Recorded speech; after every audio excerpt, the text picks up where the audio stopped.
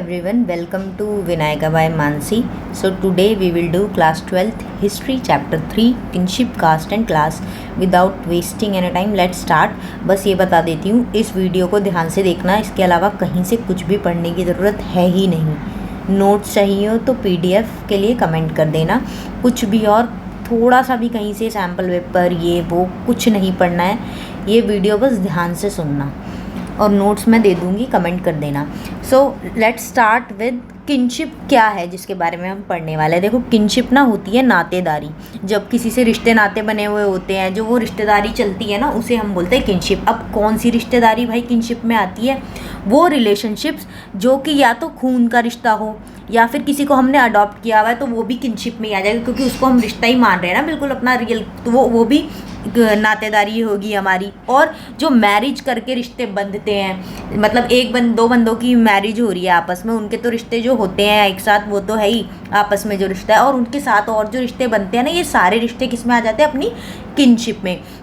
Cast आपको पता ही है, जाति। और क्लास मतलब जो फाइनेंशियल स्टेटस के हिसाब से हम देखते हैं कि middle class, upper class, lower class, उसे बोलते हैं हम क्लास। अब हम बात करेंगे जो पहले के टाइम की सोसाइटीज़ होती थी, अर्ली सोसाइटीज़ में ये वाला क्या सिनेरियो था कि कास्ट किस हिसाब से चलती थी, क्लास क्या थी, किनशिप वगैरह कैसी थी उस टाइम पे। किस टाइम पे? 600 BCE से लेके 600 CE के टाइम पे। अब BCE और CE अगर आप पहले से मेरी वीडियो देख रहे हो तो आपको पता होगा, बिफोर क्राइस्ट एरा, और क्राइस्ट एरा की बात हो रही है यहाँ पे। तो जो भी उस टाइम पर ना जो लोग थे, उनको ना काफ़ी चेंजेस का ना इफ़ेक्ट पड़ा था। वो कौन से चेंजेस थे? पॉलिटिकल लेवल के चेंजेस और इकोनॉमिक चेंजेस जो हो रहे थे उस टाइम पे। और उससे ना सोसाइटी में ना और भी बहुत चीज़ें जो नॉर्मल रहने की ज़िंदगी होती है, जो तौर तरीके होते हैं ना, उन पे भी फ़र्क पड़ता है। देखो, पॉलिटिकल सिनेरियो का, इकोनॉमिक चीज़ें डेवलपमेंट होगी तो बहुत चीज़ों पे फ़र्क पड़ता है, आपकी पर्सनल लाइफ में भी। तो ऐसे ही ना बहुत सारे चेंजेस जो पॉलिटिकल और इकोनॉमिक लाइफ में हो रहे थे इस टाइम पीरियड में, उसने अर्ली इंडियन सोसाइटी को काफ़ी ज़्यादा इन्फ्लुएंस किया। और इस चैप्टर में हम वही सब डिस्कस करेंगे कि कैसे सोशल हिस्ट्री है, कैसे वो इवॉल्व हुई, क्लास सिस्टम, कास्ट सिस्टम जो हम पढ़ते हैं और जो फॉलो हो रहा है आज तक, उसके बारे में हम जानेंगे। और जो हमारे स्पिरिचुअल टेक्स्ट हैं, मतलब जो भी ग्रंथ हैं, महाभारत जैसे एपिक्स हैं, रामायण जैसे एपिक्स हैं, उनमें क्या क्या चीज़ें लिखी हुई है, बुद्धिज़्म क्या कहता है, वो सारी चीज़ें हम पढ़ेंगे। तो टेक्सचुअल ट्रेडिशंस हम उसे ही कहेंगे कि टेक्स्ट के हिसाब से क्या क्या ट्रेडिशंस थे उस टाइम पे और कैसे अब तक वो चीज़ें चल रही हैं। तो जो हिस्टोरियंस थे ना, जो इन सब चीज़ों के बारे में जानने की कोशिश कर रहे थे, अब उनके पास और कोई सोर्स तो है नहीं भाई। वो टेक्सचुअल ट्रेडिशन जो होते हैं, टेक्स्ट वगैरह हमारे, सबसे पहले वो उन्हीं को रेफ़र करते हैं कि हम पता लगाए भाई कि क्या सोशल हिस्ट्री थी। तो उनसे पता चलता है कि उस टाइम पर लोगों के क्या एटीट्यूड और प्रैक्टिसेस रही थी। अगर किसी युद्ध की भी बात हो रही है, मान लो किसी पुराने टाइम में, तो वो काफ़ी चीज़ें रिवील करती है कि उस टाइम पर क्या प्रैक्टिसेस थी, क्या क्लास थी, कौन लड़ने जाता था, किसको कैसे ट्रीट किया जाता। तो काफ़ी चीज़ें समझता है बंदा, अपनी इंटरप्रिटेशन रखता है उन चीज़ों को देख के। अब वो बात अलग है, सबके नज़रिए अलग अलग होते हैं, इसीलिए हमें नहीं पता कि सच क्या है, बट हम हिस्ट्री में वो पढ़ते हैं जो हमारे हिस्टोरियंस ने अभी तक एविडेंस के बेसिस पे इंटरप्रेट किया है। तो फॉर एग्जांपल देखो, महाभारत की जब हम बात करते हैं, ये एक एपिक है, सबको पता है महाभारत क्या है, सबने सुना है। और कब से ये स्टार्ट हुआ महाभारत का एपिक बनना? 500 BCE से। और इसमें ना किस चीज़ की स्टोरी है जो हम महाभारत कहते हैं? दो सेट्स ऑफ वॉरिंग कजन्स, मतलब दो कजन्स का ग्रुप है जो आपस में लड़ाई होती है, उस पे बेस्ड है महाभारत, कजन्स, ठीक है। तो इससे हम किनशिप वगैरह के बारे में भी जानेंगे। और उस टाइम पर ना जो भी सोशल बिहेवियर था लोगों का आपस में, वो सब चीज़ें भी हम जानेंगे। और कितने छंद हैं इसमें? 1,00,000 वर्सेस है, जिसमें काफ़ी सारी रेंज है सोशल कैटेगरी की, और सिचुएशन जो उस टाइम पर हुई वो सारी चीज़ें उन छंदों में डिफ़ाइन की हुई है, ठीक है। ये सब हमें महाभारत से पता चलता है। अब महाभारत जैसे बाकी के एपिक्स है, इसमें काफ़ी सारी बैटल्स के बारे में बात है, लड़ाइयों के बारे में, जंगलों में, और जो पैलेसेस होते हैं उसमें कैसे रिश्ते थे लोगों के, सेटलमेंट्स वगैरह, मतलब जो कज़न्स की हम बात कर रहे हैं उसकी पूरी फैमिली के बारे में सब कुछ मतलब इसमें डिफाइंड है। और जो क्या कहते हैं, पावर और ज़मीन के पीछे जो लोगों की वो होती थी ना, कन्फ्लिक्ट्स होते थे, वो अच्छे से बहुत डिफाइन हुए हैं महाभारत में कि ये कितनी इम्पॉर्टेंट है पावर और ज़मीन, और इसके पीछे कितने बड़े बड़े युद्ध हो जाते हैं। इवन अपने कजन्स के बीच में भी, जो किनशिप है आपकी, उनके बीच में ही आपकी इतने ज़्यादा बड़े बड़े युद्ध, जिनके बारे में आज तक पढ़ा जाता है, महाभारत जैसे हो जाते हैं। किन वजहों से? लैंड और पावर के चक्कर में। अब क्या था भाई महाभारत में? देखो, एक ग्रुप था कजन्स का जिन्हें कौरव बोलते हैं, और दूसरा ग्रुप था जिन्हें पांडव्स बोलते हैं। बहुत सारे लोगों को महाभारत के बारे में पता होगा, लेकिन इस चैप्टर में हमें महाभारत नहीं पढ़नी है, हमें ओवरऑल व्यू लेना है उस टाइम पे कैसी सोसाइटीज थी, तो हम रेफर कर रहे हैं छोटी छोटी चीज़ें। तो एक ग्रुप था कौरव्स का, एक ग्रुप था पांडव्स का। तो दोनों ही बिलोंग करते थे एक ही रूलिंग फैमिली। जो उस टाइम पर रूल कर रही थी वो थे कुरुज, ठीक है। जो बहुत सारे जनपदास थे ना उस टाइम पर, हमने पढ़े थे देखो प्रीवियस चैप्टर में, तो उन्हीं जनपदों में से एक जनपद पे रूल कर रहे थे कुरु फैमिली, कुरु लीनिएज, जिसमें कौन से दो ग्रुप थे कजन्स के, कौरव और पांडव। और इनके जो बीच का कन्फ्लिक्ट था ना, वो इतना बढ़ गया कि इनके बीच में बहुत बड़ी एक बैटल हो गई, जिसे हम महाभारत बोलते हैं, जिसमें जो पांडव थे वो जीत गए। और इसके बाद जो जीतेगा भाई, वो ही तो गद्दी संभालेगा, राजगद्दी। पावर की ही तो लड़ाई थी, तो वो किसके हाथ आई? पांडवों के हाथ में। अब जब महाभारत एक एपिक है, तो उसको ना क्रिटिसाइज करने के लिए भी काफ़ी सारी चीज़ें लोगों ने की, मतलब क्रिटिकल एडिशन, अपने व्यू क्रिटिकल रखे कि ऐसा बताया गया तो ऐसा नहीं है, हम ये चीज़ समझ रहे हैं, इसकी आपने ये चीज़ गलत ली है। मतलब क्रिटिकल एडिशन भी बनी महाभारत की। वो कब बनी? 1919 में। किसने बनवाई? वो इंडियन संस्कृतिस्ट थे एक, वी.एस. शुक्तांकर जी लीडर थे, उनकी लीडरशिप में ये क्रिटिकल एडिशन महाभारत की बनी। ये कौन थे भाई? बहुत बड़े संस्कृत स्कॉलर थे इंडिया के, और इन्होंने ये प्रोजेक्ट लिया कि भाई हम एक क्रिटिकल एडिशन बनाएंगे महाभारत की, और इन्होंने एक टीम बना ली बहुत सारे संस्कृत स्कॉलर्स की कि मिल के काम करो, और जो महाभारत है उसकी क्रिटिकल एनालिसिस करो, एक तरीके से क्या चीज़ें आपको गलत लगती है वो बताओ, अपनी राय रखो, ठीक है। The team collected Sanskrit manuscripts of the text, और उन्होंने जो भी मनुस्क्रिप्ट्स थी, सारी चीज़ें थी, वो सब चीज़ें मतलब अलग अलग जगहों से जो भी मिल रहे थे टेक्स्ट के महाभारत के, वो कलेक्ट करे और एक जगह पे लाके कंपाइल किए। और वो अब देखो पूरा इंडिया में इतनी सारी लैंग्वेजेस बोली जाती है, लोग इतनी भाषाएं लिखते हैं, पढ़ते हैं, और ऐसा तो है नहीं जब ये कंपाइल करने जाएंगे तो उनको सारी चीज़ें एक ही हिसाब से, एक ही जैसी मिल जाएगी। तो उन्होंने इंडिया के ना डिफरेंट पार्ट्स से चीज़ें कलेक्ट करी और फिर उसको अपने हिसाब से कंपाइल किया। देखो, जब भी ना इन्होंने इतनी सारी स्क्रिप्ट्स को ये रेफ़र कर रहे थे, पूरी कंट्री में अलग अलग जगहों से ये ले रहे थे महाभारत, डिफरेंट स्क्रिप्ट्स में उठा रहे थे, और उन सब स्क्रिप्ट्स में जो चीज़ें कॉमन थी ना, वो सारी कॉमन चीज़ें इन्होंने आपस में कंपेयर भी करी कि किस में क्या चीज़ बोल रहा है। फिर पूरे एनालिसिस के बाद इन्होंने सिलेक्ट की वो चीज़ें कि जो हाँ ये बात सब में कही गई है तो ये बिल्कुल सही होगी, तो इसको हम अपनी क्रिटिकल एडिशन में जानेंगे और सही मीनिंग हम इसी तरीके से बता पाएंगे। तो इन्होंने मोस्ट कॉमन जो वर्सेस थे, जो सब में ही बहुत डिफरेंट स्क्रिप्ट्स में थे प्रेजेंट, वो इन्होंने सिलेक्ट किए और इसमें डाल दिए। फिर अच्छे से ये क्रिटिकल एडिशन पूरी बन पाई, ठीक है। और इन्होंने पब्लिश करे ये वर्सेस कम से कम 13,000 पेजेस में। सोचो, जब इतनी कंपाइलेशन करेंगे तो भाई इतनी बड़ी तो बनेगी। और जो ये वेरिएशंस की मतलब हम जो डिफरेंसेस थे उसकी बात करते हैं, तो इससे पता चलता है काफ़ी कॉम्प्लेक्स प्रोसेस था सोशल हिस्ट्रीज़ का उस टाइम पर।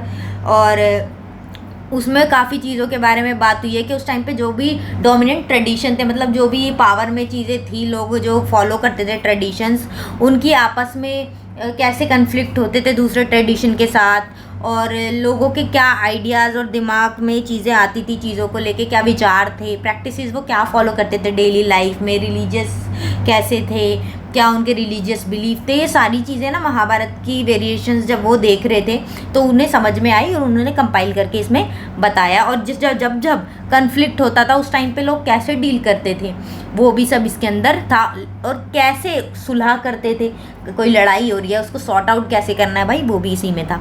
मतलब यार, एक जब आप सोसाइटी की बात कर रहे हो तो सारी चीज़ें होंगी ना, वहाँ पे कोई डोमिनेंट ग्रुप भी होगा, कोई एक धर्म भी होगा, कोई रूलर भी होगा, आपस में नॉर्मल लोग भी होंगे, तो सारे एस्पेक्ट्स इसमें थे। तो किनशिप और मैरिज की जब हम बात करते हैं, जो कि बहुत इंपॉर्टेंट, किनशिप तो देखो मैंने बता दिया, नातेदारी उस टाइम पे कैसे होती थी, उस टाइम पे कैसे होती थी वो नहीं बताया, नातेदारी किनशिप किसे कहते हैं वो बताया। अब उस टाइम पे ये सारा सिस्टम कैसे चलता था वो बात करते हैं। देखो इसके भी ना बहुत सारे रूल्स थे और बहुत प्रैक्टिसेस थी जिसको लोग फॉलो करते थे। देखो, और ऐसा तो है नहीं कि सारी फैमिलीज एक तरीके से सेम थी, आइडेंटिकल थी, नहीं। साउथ इंडिया में किस अलग तरीके का ट्रेडिशन फॉलो होता था और नॉर्थ इंडिया में अलग तरीके का, वो अब देखो पता चलेगा आपको। तो जब फैमिलीज इतनी आइडेंटिकल नहीं थी तो चीज़ें भी अलग अलग थी और लोगों की रिलेशनशिप्स भी एक दूसरे के साथ उसी हिसाब से फिर डिफरेंट थी। देखो, और एक्टिविटीज़ में भी फ़र्क था। और सबसे ज़्यादा इम्पॉर्टेंट फैक्टर पता है क्या था, कि उस टाइम पर लोगों की थिंकिंग कैसी थी वो जानना हिस्टोरियंस के लिए।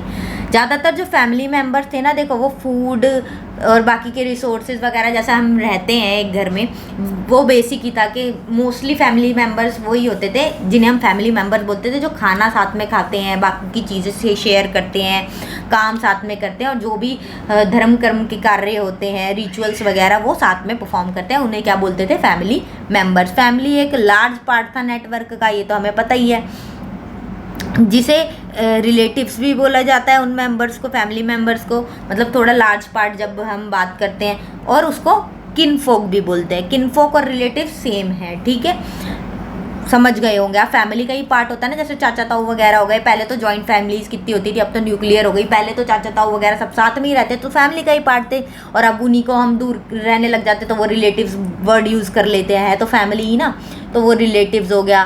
किनफोक सेम वर्ड है, ठीक है, ये आपको पता चल गया होगा इस टर्म का क्या मतलब है। अब फैमिली टाइज जो थे किस पे बेस्ड थे, कि कौन हमारी फैमिली में आएगा, भाई खून के रिश्तों पे, भाई मैंने आपको बता दिया है। और दूसरे तीसरे मैंने आपको बताए थे ना, और क्या चीज़ें थी, अडॉप्शन और मैरिज। ये तो खून के रिश्ते वाला सिस्टम तो देखो नेचुरल है, और जो अडॉप्शन और मैरिज है वो अदरवेज है इसके अलावा। और कुछ सोसाइटीज़ ना ऐसी थी जहाँ पे जो कज़न्स थे ना, जैसे चाचा ताऊ के बच्चे, कज़न्स तो सबको पता ही होगा, उन्हें भी रिलेटिव्स समझा जाता था, मतलब रिश्तेदार टाइप, बिल्कुल इमीडिएट फैमिली मेम्बर्स नहीं, रिलेटिव्स बोला जाता था। लेकिन अदर सोसाइटीज़ में ऐसा नहीं होता था, मतलब ये डिफरेंसेस तो थे ही थे।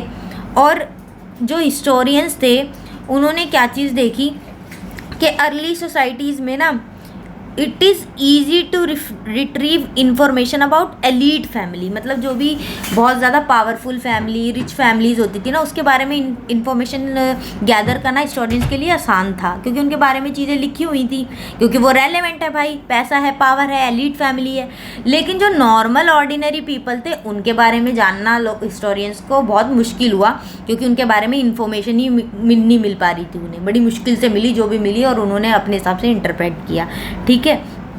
अब उस टाइम पर ना पेट्रिलिनिटी क्या चीज़ थी वो समझो। देखो, पेट्रिलिनिटी होती है जब हम पापा की साइड की लोगों की बात करते हैं, उस हिसाब से अपने डिसेंट देखते हैं। जैसे हम हैं, हमारे सरनेम किसका लगता है, पापा का ना, तो पापा की लीनिएज हम फॉलो कर रहे हैं यहाँ पे, मम्मी का सरनेम तो नहीं चला रहे ना। अगर मम्मी का चलाएंगे तो क्या होगा, वो मैट्रिलिनिटी। लेकिन जब पापा के सरनेम के हिसाब से, पापा की लीनिएज के हिसाब से हम देखेंगे तो उसे हम क्या बोलेंगे, पेट्रिलिनिटी, यानी कि tracing descent from father to son, grandson and so on, पापा के हिसाब से जब हम देखेंगे तो।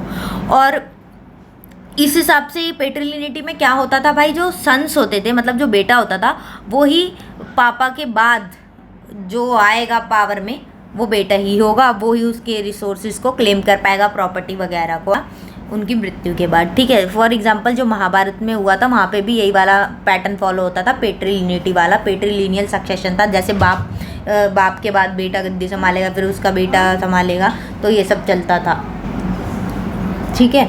ऐसे उस टाइम पर यही सिस्टम था, पेट्रिलिनियल लीनिएज वाला सक्सेशन भी वैसे ही होता था, मतलब जो गद्दी संभाली जाती थी इसी हिसाब से। तो जब महाभारत में पांडव जीते थे तो उस टाइम पर सक्सेशन भी इसी बेसिस पे ही चल रहा था ना, लड़ाई भी इसी तरीके से हो रही थी, कोई और मेट्रिलिनिएज के हिसाब से नहीं चीज़ें हो रही थी वहाँ पे। तो पेट्रिलिनियस सक्सेशन ना, जब ये एपिक की बात हो रही है, महाभारत के एपिक को कंपोज करने की, तो उससे पहले से भी ये सिस्टम चला आ रहा था। इससे हमें ये पता चलता है कि कंपोजिशन करने के बाद तो हमने चीज़ें जानी, ये चीज़ें काफ़ी पहले से ही चल रही थी। बताओ, जब हम पांडव्स के, कौरव्स के बारे में पढ़ रहे हैं, अगर हमें महाभारत में उनके बारे में पता चल रहा है कि वो ये सिस्टम फॉलो कर रहे हैं, तो मतलब उनसे पहले भी किसी ने फॉलो किया होगा, तो ये चीज़ें उनसे भी पहले से हो रही थी। और ये ना काफ़ी जो सिस्टम है ना, ऐसे नहीं है कि हमने ऐसे ही कह दिया ये बहुत पहले से। ये हमारे जो रिचुअल टेक्स्ट है, जो हमारे वेद है, उनमें से जो एक है ऋग्वेद, उसमें भी इसका एविडेंस है जो हम बोल रहे हैं। कई मंत्र ऐसे हैं जिसमें पता चलते हैं ये चीज़ें कि ये क्या सिस्टम फॉलो करना है, क्या है हमारे ग्रंथों में लिखा हुआ। तो जो उस टाइम पर बहुत ज़्यादा रूलिंग डायनेस्टीज़ होती थी, जो राज करती थी, फैमिलीज़, डायनेस्टीज़, वो ये सिस्टम फॉलो करती थी। लेकिन कुछ एक्सेप्शनल केसेस भी थे, जैसे कि प्रभावती गुप्ता जैसे, जो वुमन होके भी पावर में थी। और ये कब होते थे एक्सेप्शनल केसेस? जब मान लो किसी का कोई बेटा नहीं है, या फिर ऐसा भी होता था, यहाँ तो देखो लड़की ने पावर वो कर ली गेन।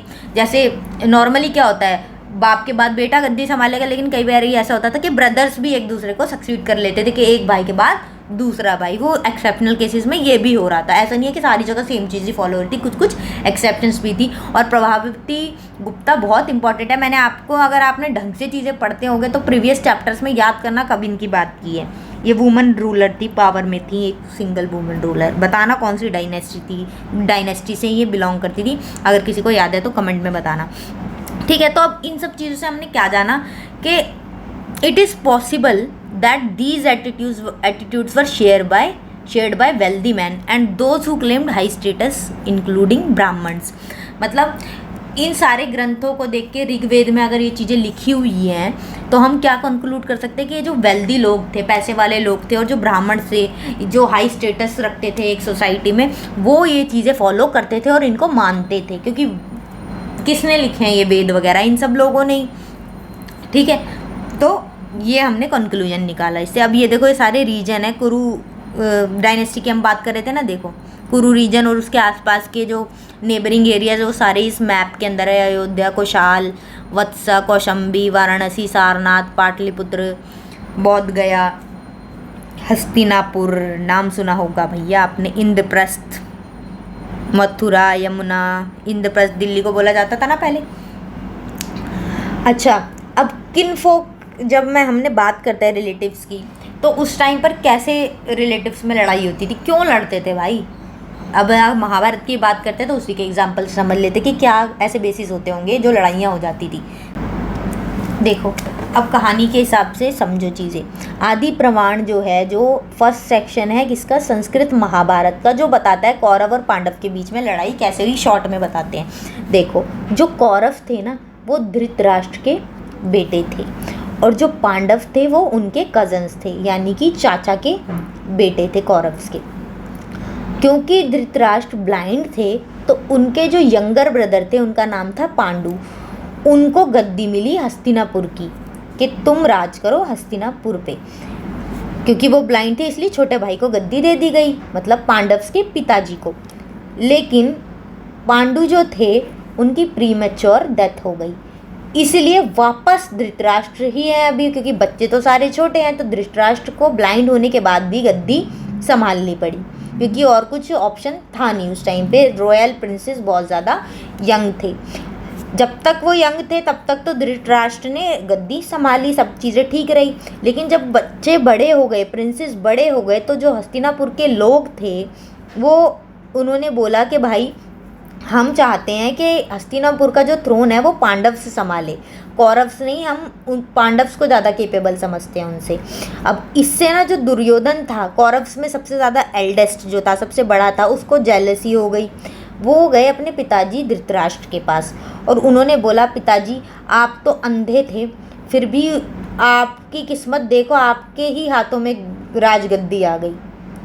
लेकिन अगर आपके इस डिफेक्ट की वजह से हमें ये गद्दी नहीं मिली और पांडु की ही लीनिएज फॉलो हो गई तो कितना बुरा होगा, क्योंकि लोग तो यही चाहते हैं पांडव्स गद्दी संभालें। तो हमारा चांस तो भाई थ्रोन मिलने का गया ही गया, क्योंकि लीनिएज फिर वही फॉलो होएगी, बाप का बेटा ही फिर राजा बनेगा। जो राजा है, राजा का बेटा, कोई चाचा का बेटा, ताऊ का बेटा थोड़ी बनेगा। जो राजा है, अगर ताऊ है तो ताऊ का बेटा, चाचा है तो चाचा का बेटा, वही बनेगा।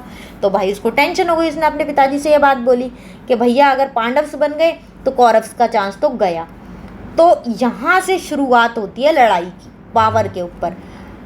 अगर पांडव्स बन गए भाई तो पेट्रीमोनी पांडु जी के हिसाब से अगर चीज़ें फॉलो हुई तो भाई उनके बेटे, फिर उनके बेटे सारे बाद में इनहेरिट करेंगे, फिर उसके बेटे आएंगे। हम तो भाई गए, हमें तो फिर रॉयल सक्सेशन से आउट ही कर दिया जाएगा। ये रीज़न था कि इन फोर के बीच में लड़ाइयाँ होने का, जब हम पर्टिकुलरली महाभारत की बात करते हैं। चलो अब आगे बात करते हैं, आगे और चीज़ें क्या हैं। किनशिप की बात हो गई, अब रूल्स ऑफ मैरिज क्या आते हैं उस टाइम पे। देखो भाई, मैरिज के ना काफ़ी टाइप्स हैं। अब एक तो टर्म होती है एंडोगैमी, जो हम बोलते हैं, मतलब कि marriage with in a unit, एक ही यूनिट, एक ही किन ग्रुप में, एक ही कास्ट में, मतलब किसी भी ग्रुप को जब जिसको हम कंसीडर कर रहे हैं उसी ग्रुप में जब आपस में मैरिज हो जाती है उसे हम बोलते हैं एंडोगैमी। लेकिन जब एक पर्टिकुलर ग्रुप के बाहर हम किसी से शादी करते हैं तो उसे बोलते हैं एक्सोगैमी। जैसे out of caste, inter caste marriage, उसे एक्सोगैमी बोल सकते हैं। और तीसरी टाइप की मैरिज हो गई है पॉलीजिनी। पॉलीजिनी क्या है, मतलब जब एक मैन है और उसकी बहुत सारी वाइफ्स हैं, ठीक है। जैसे कि आजकल कौन है बताओ ऐसा बंदा, बता दो। और एक है पॉलीएंड्री, मतलब कि जब एक वुमन के बहुत सारे हस्बैंड्स होते हैं, वुमन एक हस्बैंड्स बहुत सारे। तो ये कुछ टाइप्स है मैरिज के। और अब इंडियन ट्रेडिशनल टेक्स्ट के हिसाब से कितने टाइप्स है वो भी हम पढ़ेंगे, ठीक है। Marrying daughters into families outside kin was considered desirable, मतलब जो एक ग्रुप है, मतलब एक किन सिस्टम है, मतलब आपसी रिश्तेदारी है, उससे बाहर अपनी बेटियों की शादी करना डिज़ायरेबल समझा जाता था उस टाइम पे, ठीक है। इसी से जो कन्यादान वाला सिस्टम हम फॉलो करते हैं वो इवॉल्व हुआ, कि एक तरीके से हम अपनी बेटी को दान में दे रहे हैं, एज अ गिफ्ट दे रहे हैं, जो कि एक कन्यादान ना बहुत इंपॉर्टेंट रिलीजियस ड्यूटी माना जाता था फादर की, जो कि आज भी माना जाता है हिंदू धर्म में, ठीक है। ये यहाँ से चीज़ें इवॉल्व हुई। और इंडियन टेक्स्ट की हम बात करें, मनुस्मृति की अगर बात करें तो 8 फॉर्म्स ऑफ मैरिज है, जैसे कि गंधर्व विवाह, असुर विवाह, प्रजापत विवाह, अर्श विवाह, दैव विवाह, देव विवाह, ब्रह्म विवाह, पैशाच विवाह और राक्षस विवाह। अब ये क्या क्या है शॉर्ट में समझो। देखो, गंधर्व विवाह बेसिकली लव मैरिज की तरीके से जो होती है, लव मैरिज, उसको बोलते हैं गंधर्व विवाह, जिसमें मैरिज होती है बिना माँ बाप को पता ही नहीं है और मैरिज हो गई है विदाउट पेरेंट्स नॉलेज और परमिशन, इसे बोलते हैं गंधर्व विवाह। और राक्षस विवाह क्या होता है, जो कि ग्रूम जो है, जो दूल्हा है, वो लड़ता है ब्राइड की फैमिली से और बाद में फिर कन्वेंस करता है उनकी बेटी को कि मुझसे शादी कर ले, इसे बोलेंगे राक्षस विवाह। अब आता है पिशाच विवाह। अब नाम से ही समझ जाना किसको अच्छा माना जाता होगा किसको नहीं। पिशाच विवाह में सबसे पहले किडनैप किया जाता है, मोलेस्ट किया जाता है, मतलब एक तरीके से किडनैप, चोरी करके फोर्स्ड मैरिज जो होती है ना, उसे बोलते हैं पिशाच विवाह। फिर होता है ब्रह्म विवाह, जिसे बोलते हैं, वो होती है मैरिज आफ्टर ब्रह्मचार्य, मतलब एक टाइम पीरियड होता है ना, ब्रह्मचार्य फॉलो कर रहे हैं, इन सब चीज़ों में इन्वॉल्व नहीं है, बहुत ज़्यादा सादा जीवन जी रहे हैं, बहुत सात्विक जीवन जी रहे हैं। उसके बाद जो विवाह होती है, ब्रह्मचार्य ख़त्म होने के बाद जब एक्चुअली विवाह होना चाहिए, पूरे जो उस टाइम पर गुरुकुल नॉलेज वॉलेज जब ले लेते थे, गुरुकुल ख़त्म हो जाता था, एक पर्टिकुलर टाइम जब बोला जाता था सही है, उसे बोलते हैं ब्रह्म विवाह। फिर आता है देव विवाह, जब जो ब्राइड का फादर होता है वो अपनी बेटी को देता है बहुत सारे आभूषण ऑर्नामेंट्स दे के विदा करता है, और जो प्रीस्ट होता है, पंडित होता है, वो यज्ञ परफॉर्म करता है, इस वाले विवाह को बोलते हैं देव विवाह। और एक आता है अर्श विवाह, जिसे बोलते हैं exchange of cow and bull ritual in marriage, मतलब जो गाय भैंस होती है उनका एक्सचेंज होता है, जिसको बहुत ज़्यादा ना मतलब इंपॉर्टेंस दी जाती थी उस टाइम पे, काउ और बुल को। अभी भी आपने देखा होगा, अरशद नदीम जो है पाकिस्तान में पेरिस ओलंपिक्स में जो फर्स्ट गोल्ड लेके आया, गोल्ड मेडल, उसके ससुर ने उसको बुल दिया है, भैंस दी है तो मतलब इतना इन चीज़ों को वैल्यू दी जाती है आज भी गांव में। आप देखो तो काऊ और बुल, और हम सोच रहे हैं कि वो काऊ बुल एक्सचेंज कर रहे हैं, ये क्या बात हुई, तो इसे बोलते हैं अर्श विवाह। प्रजापत विवाह होता है जब ब्राइड का जो फादर होता है वो जाता है दूल्हा ढूंढने कि हमारी बेटी की शादी किससे होगी, उसे बोलते हैं प्रजापत विवाह। फिर आता है असुर विवाह, जिसमें जो ग्रूम होता है भाई वो ना कंपैटिबल नहीं होता, मतलब लड़की के हिसाब से ना बिल्कुल ठीक नहीं होता, उसके हिसाब से नहीं होता, उसके सेम लेवल पे। कैसे भाई, या तो किसी लालच की वजह से या किसी और विवाह से, जब मजबूरी में शादी होती है ना कॉम्प्रोमाइज़ वाली, उसे बोलते हैं असुर विवाह। अब इनमें कौन सी शादी सही मानी जाती है आप बताओ ज़रा, अपनी कॉमन सेंस के हिसाब से। ब्रह्म विवाह को माना जाता है, देवी विवाह को सही माना जाता है, अर्श विवाह को और प्रजापति विवाह को सही माना जाता है। अब तो गंधर्व विवाह को भी माना जाता है सही, जिसको अब ठीक है। ये सारी चीज़ें हैं हिंदू मैरिज के टाइप्स, 8 फॉर्म्स है, ठीक है। अब जब ना पता है पहले की सोसाइटीज़ जो थी मतलब डायनेस्टी वगैरह रूल कर रही थी उस टाइम पे जो सिस्टम था देखो। लेकिन जब टाउन्स वगैरह इमर्ज हुए बनने, शहर वगैरह बनने शुरू हुए, डेवलपमेंट हुई, तो जो सोशल लाइफ थी ना लोगों की वो भी देखो काफ़ी चेंज हुई, जो ऑब्वियसली बात है होएगी। तो सोशल लाइफ और भी ज़्यादा कॉम्प्लेक्स हो गई, जिससे ना जो लोग हैं वो पहले के जो सिस्टम फॉलो होते हैं उन पे क्वेश्चन करना शुरू कर दिया। काफ़ी चीज़ें ना देखो ऐसी होती है, जब हम ना अब पढ़ते लिखते हैं, कुछ चीज़ें अपनी समझ एक डेवलप करते हैं, तो हमें ना कुछ चीज़ें ना पहले जो फॉलो होती हुई आ रही है वो गलत लगने लगती है हमें, क्योंकि हमारे पर्सपेक्टिव इवॉल्व हो जाते हैं। तो ऐसे ही जब डेवलपमेंट होती है तो लोग भी कुछ चीज़ें जो गलत होती हैं उसको गलत कहने की ताकत रखते हैं और समझदार ज़्यादा हो जाते हैं। तो लोगों ने क्वेश्चन करना शुरू कर दिया पहले के बिलीफ सिस्टम को। जैसे कि सती प्रथा है, जो जिसका पति मर जाता था उसकी बीवी को उसके साथ जला दिया जाता था। पहले विडोज़ की ज़िंदगी कैसी होती थी उस टाइम पे, तो देखो ये चीज़ें फॉलो होती थी। लेकिन आज के टाइम में लोग पढ़े लिखे हैं, समझदार है और भी ज़्यादा, ऐसी बात नहीं है उस टाइम समझदार नहीं थे, लेकिन उस टाइम का बिलीफ था, उस टाइम के हिसाब से वो चीज़ सही थी। लेकिन आज के हिसाब से चीज़ें अलग है, तो आज के हिसाब से जो प्रैक्टिसेस है, बिलीफ्स है, वो भी चेंज होने चाहिए। जैसे कि भाई देखो कास्ट सिस्टम की हम बात करते हैं। कास्ट सिस्टम क्या है?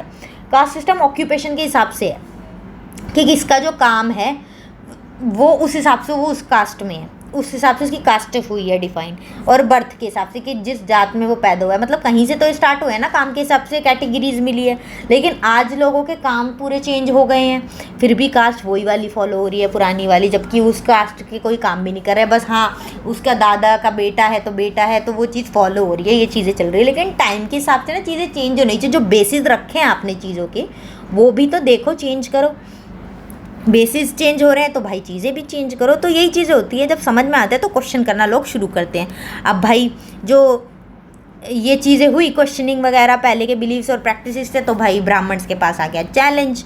तो उन्होंने क्या किया, उन्होंने ना कुछ सोशल बिहेवियर कैसे होना चाहिए सोसाइटी में, उनको ना कोड्स की तरीके से मतलब रूल्स ना लिख दिए एक जगह पे। कहाँ पे लिख दिए? एक जगह में डिटेल में, कि कैसे एक सोसाइटी होनी चाहिए, फंक्शन करनी चाहिए, कैसे बिहेव करना चाहिए, क्या प्रैक्टिसेस फॉलो होनी चाहिए। संस्कृत टेक्स्ट जिसे हम बोलते हैं उन्होंने लिखा। ठीक है, मैंने बताया ना जिसे हम फॉलो करते हैं, ये सारी चीज़ें कहाँ से शुरू हुई? ये यहाँ से शुरू हुई देखो, जिन्हें हम धर्मशास्त्र भी बोलते हैं, धर्म सूत्र भी बोलते हैं। 500 BCE से ये चीज़ें स्टार्ट हुई, ब्राह्मण्स ने लिखनी शुरू करी। और जो मोस्ट इम्पॉर्टेंट है इनमें से मनुस्मृति, जिसमें हम अभी 8 types of forms of marriage की बात की है ना हमने, हिंदू मैरिज की, वो इसी टेक्स्ट से थी। अब ये कंपाइल कब हुई थी? 200 BCE से 200 CE। देखो कितना टाइम से ये चीज़ें चली आ रही है। और संस्कृत टेक्स्ट धर्मशास्त्र कब से? 500 BCE से। और जो मनुस्मृति कंपाइल हुई वो 200 BCE से 200 CE में।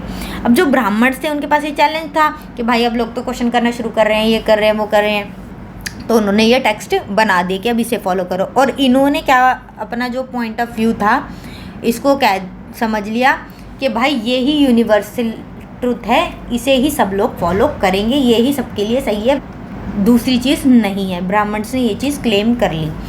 अब जो उस टाइम पे ना गोत्र था वुमेन्स का, वो कैसे था, बदलता था, वो भी देखो। Classification of people in terms of gotra since 1000 BCE specially in Brahmins. मतलब जो आज एक तो होती है कास्ट, कि आपकी ये कास्ट है, आप ब्राह्मण हो, आप वैश्य हो, आप क्षत्रिय हो, जो वर्ण भी बोलते हैं जिसको हम, आप बनिए हो, ये तो कास्ट हो गई। अब इसी के अंदर ना आपके गोत्र होते हैं, जैसे सरनेम होते हैं ना किसी के कुछ, कोई गुप्ता है, कोई अग्रवाल है, तो ये जो सरनेम्स होते हैं जिन्हें हम गोत्र बोलते हैं। पहले कास्ट, फिर उस कास्ट के अंदर बहुत सारे गोत्र। ये सिस्टम कब स्टार्ट हुआ? 1000 BCE से। ठीक है। और जो वुमन का गोत्र होता था वो शादी के बाद बदल जाता था, ये तो आज भी चल ही रहा है। मतलब पहले की सोसाइटी की बात कर रहे हैं तो इसलिए था वर्ड में यूज़ कर रही हूँ। अब गोत्र का मतलब मैंने आपको वैसे तो समझा दिया, लेकिन डेफिनेशन भी देख लो। It refers to the name given to a particular group of people on the name of a Vedic seer as their forefathers so as to establish kinship between them. मतलब नातेदारी का पता चलता रहे ना कि इसके किसके पोते हैं, ये किसका चला आ रहा है, किसका गोत है। मतलब जो परदादा है उसका जो गोत था, वो जो नाम था। सबसे पहले पता कैसे स्टार्ट हुआ? जैसे कोई कास्ट का बंदा है, मान लो सपोज करो एक ए है बंदा, जो एक कास्ट से बिलोंग करता है। यहाँ तो कास्ट के बारे में नहीं समझना, हमें गोत्र के बारे में समझा है। जो ए बंदा है, इसका जो बेटा होगा और उसकी फैमिली होगी ना, इसके बेटे के नाम के साथ क्या लग जाएगा, ए का बेटा, तो ये हो गया गोत्र इसका। ऐसे ही ये गोत्र चलता गया कास्ट में।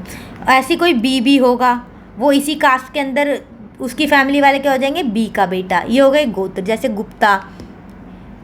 गुप्ताज हो गए, फिर अग्रवाल्स हो गए। ऐसे एक ही कास्ट के अंदर बहुत सारे गोत्र इवॉल्व हुए। महर्षि, वैदिक सीर, जो 4 फादर्स का किनशिप पता चले, इसलिए ये गोत्र वाला सिस्टम बना, ताकि किनशिप पता चलती रहे कि किसके नाते से कौन लोग हैं, कन्फ्यूजन ना हो। क्योंकि रूल्स भी तो फॉलो करने हैं ना, कि एक्सोगेमी कर रही है, एंडोगेमी करनी है, ख़राब ना हो जाए, इसलिए गोत्र का सिस्टम बनाया। लेकिन भाई प्रैक्टिकल लेवल पे अगर चीज़ें देखो ना, चलो गोत्र तो चल रहा है भाई, चलता है।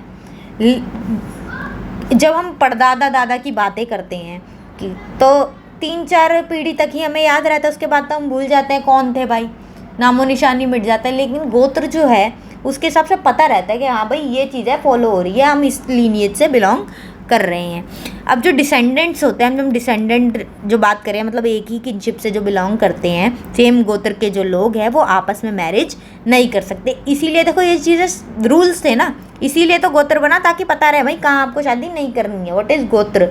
गौतम, वशिष्ठ, कश्यप, ये सारे जो गोत्र हैं एक कास्ट के अंदर, ठीक है। अब वुमन्स थी, वो अपने पिताजी का गोत्र रखती थी शादी तक। उसके बाद जब हस्बैंड का गोत्र उनके साथ लग जाता था, नाम के साथ, मेंस के साथ उनके पिता का ही चलता था, जो आज तक चल रहा है। When we examine the names of woman married to Satavahana rulers, लेकिन जब हम जो वुमन्स है, सतवाहना डायनेस्टी थी, उस डायनेस्टी के रूलर्स की जो वुमन्स थी, उनके गोत्र को जब हम देखते हैं तो हमें क्या पता चलता है कि उनमें से काफ़ी जो है उनके नेम फादर के गोत्राज हैं, जैसे कि गौतम और वशिष्ठ। पापा के नाम जो है ना वो गोत्रज बने हुए हैं। जैसे हम गौतम के बेटे हैं तो गौतम एक गोत्र बन गया। वशिष्ठ आप सुनते होंगे, वो भी किसी के पिता का नाम था, तो वो लीनिएज बन गई। समझो इन चीज़ों को। अब एक और स्टोरी की ज़रा बात कर लेते हैं। सतवाहना डायनेस्टी थी, जैसे हमने कुरूज़ की बात की, वो भी एक डायनेस्टी थी पहले के टाइम में। अब मदर्स की एडवाइस की बात करते हैं कि क्या इंपॉर्टेंस थी उस टाइम पे, मदर की एडवाइस को वैल्यू दी जाती थी या नहीं। मतलब मदर की, इससे हमें क्या पता चलेगा कि मदर की क्या वैल्यू थी, एक औरत की क्या वैल्यू थी एक फैमिली में।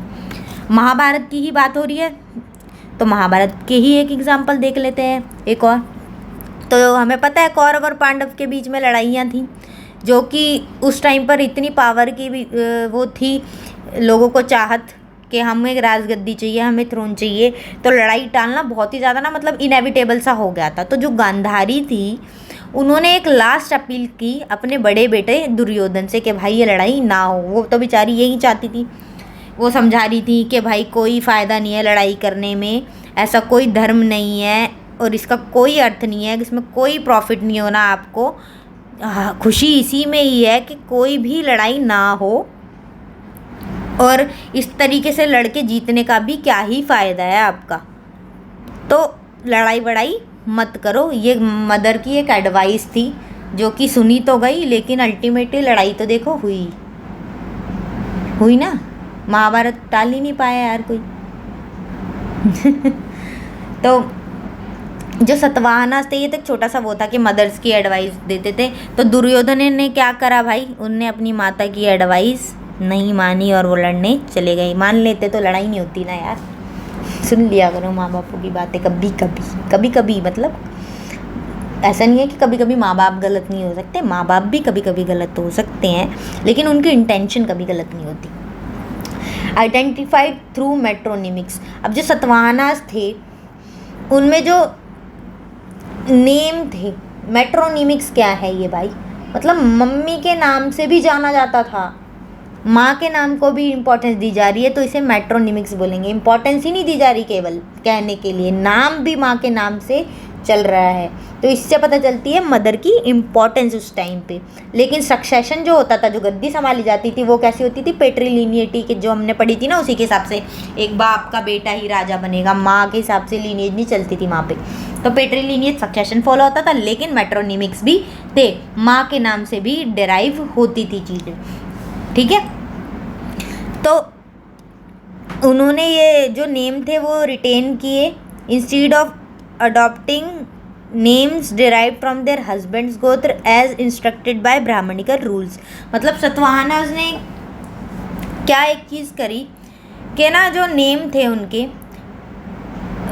होना क्या चाहिए कि हस्बैंड के गोत्र फॉलो होना चाहिए शादी के बाद, जो कि ब्राह्मणिकल रूल्स जो टेक्स्ट हैं उस हिसाब से अगर देखा जाए तो। लेकिन उन्होंने मेट्रोनिमिक्स को फॉलो किया, अपनी मम्मी के गोत्र को ही लगा के चली औरतें। और सम ऑफ द वुमन जो सतवाहना रूलर्स से जिन्होंने शादी करी वो ऐसा भी हो गया कि सेम गोत्र वालों ने भी कर ली। बताओ, अभी हम बात कर रहे हैं एक्सेप्शंस की, तो मतलब एक्सेप्शंस इसमें भी हो गई। होना तो नहीं चाहिए सेम गोत्र में जो उनके रूल बने हुए, लेकिन सेम गोत्र में शादियाँ हो गई। कोई ऐसा क्वेश्चन आ जाए कि क्या ये रूल्स स्ट्रिक्टली फॉलो होते थे, तो देखो फॉलो तो होते थे मेजरली, लेकिन कुछ कुछ एक्सेप्शंस भी थी। ठीक है, और ये तो चीज़ें जो ब्राह्मणिकल टेक्स्ट बोलता है उनके तो खिलाफ ही थी ना, जो इन्होंने समझा हुआ है कि एक्सोगैमी को ही फॉलो करना है, अपने एक पर्टिकुलर ग्रुप के बाहर ही शादी करनी है, उस ग्रुप में नहीं करनी। लेकिन यहाँ पे सतवाहना रूलर्स में कुछ ऐसे थे जिन्होंने सेम गोत्र में ही शादी कर ली थी। इनफैक्ट इससे हमें ये पता चला है कि एक ऑल्टरनेटिव प्रैक्टिस भी फॉलो की जा रही थी इस टाइम पे। ये नहीं है कि जो ब्राह्मण्स ने रूल्स बनाए हैं, एक जो मेजॉरिटी लोग फॉलो कर रहे हैं उसके खिलाफ या उसके अलावा कोई और चीज़ नहीं थी, ऐसा नहीं है। ऑल्टरनेटिव प्रैक्टिस भी फॉलो होती थी, जैसे कि एंडोगैमी, जो एक ही किन ग्रुप में शादी की बातें होती थी, शादी हो जाती थी, उसे बोलते हैं एंडोगैमी, वो भी फॉलो हो रही थी कहीं ना कहीं। और जो कि कुछ जगहों पे थी, ज़्यादातर किन जगहों पे थी, साउथ इंडिया में एंडोगैमी। और ये मैरिज किनफोक में ही ये सही समझते हैं कि इससे हमारी क्लोज कम्युनिटी है, हमें सही लोग हम सही है, ये बेटर है हमारे लिए, वो ये समझते हैं। तो साउथ इंडिया में फॉलो होती है एंडोगैमी। ये देखो, फोटो भी देख लो आप। तो कुछ इंस्क्रिप्शन है जो सतवाहना रूलर्स के बारे में जब हम पढ़ते लिखे हुए हैं, जो टेक्स्ट वगैरह, वो मेंशन करते हैं उनकी मदर्स के नेम को रैदर देन फादर के नेम को। तो ये भी चीज़ें, जैसे गौतमी पुत्रा, गौतमी माता का नाम है, उनका पुत्र सताकर्णी, तो किसका नाम फॉलो हो रहा है यहाँ, मेट्रोनिमिक्स, माता का नाम गौतमी पुत्रा। साउथ इंडिया में ये सब चीज़ें सतवाहना रूलर्स की चल रही थी। ठीक है, अब ये सब चीज़ें तो हो गई, किनशिप, मैरिज, लड़ाई क्यों हुई लोगों में, क्या चीज़ें थी, ये सारी चीज़ें वो हो गई। मदर की वैल्यू क्या थी। अब बात करते हैं सोशल डिफरेंसेस की। मदर की वैल्यू को ये जनरलाइज मत कर लेना, वो सिर्फ महाभारत की बात हो रही है। सोशल डिफरेंसेस कैसे थे लोगों में, देखो जब कास्ट और गोत्र की बात हो रही है तो ऑब्वियसली उसके हिसाब से डिफरेंसेस तो होंगे ही होंगे। अब कैसे थे बेसिकली तो आप समझते ही हो। कास्ट जो है एक फ्रेमवर्क है, हायरार्की डिवीजन है, मतलब कि कौन, अब 4 वो वर्णास हैं, ब्राह्मण, क्षत्रिय, वैश्य, शूद्र कैटेगरीज है। जो शूद्र को सबसे नीचे बॉटम में समझा जाता है, ब्राह्मण्स को टॉप पे। शूद्र जो अनटचेबल, जिन्हें माना जाता था अछूत, और इसे ना डिवाइनली ऑर्डर बोला जाता था कि भगवान ही चाहते हैं, भगवान ही ने ही ये कैटेगरीज बनाई है, इसको कोई खिलाफ नहीं जा सकता। ब्राह्मण्स ने ये टेक्स्ट में लिखा है, मतलब लोग ये चीज़ फॉलो करते हैं, लोग ये मानते थे, इसको बिलीव करते थे। तो यही एक आइडियल ऑर्डर है, ये समझा जाता था धर्मशास्त्र के हिसाब से और धर्म सूत्र के हिसाब से। 4 वर्ण सिस्टम जो चल रहा है, जो कि किस पे बेस्ड था भाई, ऑक्यूपेशन के हिसाब से, जो काम है उसके हिसाब से। जो ब्राह्मण से वो कौन होते थे, जो भाई वेद वगैरह पढ़ते थे और जो सैक्रिफाइसेस जो होते हैं वो परफॉर्म करते थे। सैक्रिफाइसेस जो पता है ना, यज्ञ वज्ञ होते हैं बड़े, उनमें होते हैं जो सैक्रिफाइस, और इन्हें ही गिफ्ट्स वगैरह मिलते थे बदले में। ठीक है, तो इनसे इनका घर चलता था। जो बोलते हैं ना हमने वो दे दिए, दान दे दिया, ये सब दान दक्षिणा वगैरह, तो ये ब्राह्मण्स कैटेगरी में आ जाते थे, जिनकी ऑक्यूपेशन इस टाइप की थी। फिर आते हैं क्षत्रियाज। क्षत्रियाज वाली कैटेगरी में वो लोग आते थे जो वारफेयर, मतलब लड़ाई युद्ध में इन्वॉल्व थे, काम जिनका, आर्मी जो आज है ना, जैसे जिस तरीके की सेना उसमें थे, जो वो आ गए क्षत्रिय वाली कैटेगरी में, जिनका काम था लोगों को प्रोटेक्ट करना, जस्टिस करना। और ये भी वेद पढ़ते थे, ये भी सेक्रीफाइस करते थे परफॉर्म, और ये भी गिफ्ट्स बनाते थे। ठीक है, ये इस कैटेगरी में आते थे, क्षत्रिय की कैटेगरी में। फिर आते हैं वैश्य, जो कि ये वाली कैटेगरी वाले लोगों को तो बोला ही जाएगा, लेकिन साथ में एग्रीकल्चर, पेस्ट्रोलिस्ट और ट्रेड भी इंक्लूड हो गया जब उन्हें वैश्य बोला जाएगा। जो वैश्य होते थे वो ये भी कर सकते थे, और ये वाला स्पेसिफिकली है जो एग्रीकल्चर में, पेस्ट्रोलिज्म और ट्रेड में इन्वॉल्व है। फिर आते हैं शूद्र, जिनको बोला जाता है जो ऊपर वाले 3 वर्ण हैं उसके, उन तीनों को जो सर्व करते हैं। ठीक है, ठीक है, इनका काम था इन बाकियों को सर्व करना, इनकी खिदमत करना, वो इस कैटेगरी में। अगर ये डिवाइन ऑर्डर की जब हम बात कर रहे हैं, ये कैसे जस्टिफाई करते थे ब्राह्मण्स जिन्होंने ये टेक्स्ट लिखे हैं। अब देखो ये कहते थे कि जो हमारा ऋग्वेद है ना, उसमें एक हिम्न मतलब एक पोएम की तरीके से आप समझ लो, वो लिखी हुई है जिसे पुरुष सूक्त बोला जाता है। वो डिस्क्राइब करता है एक पुरुष क्या सेक्रीफाइस करता है, एक पुरुष के क्या वो है कर्तव्य।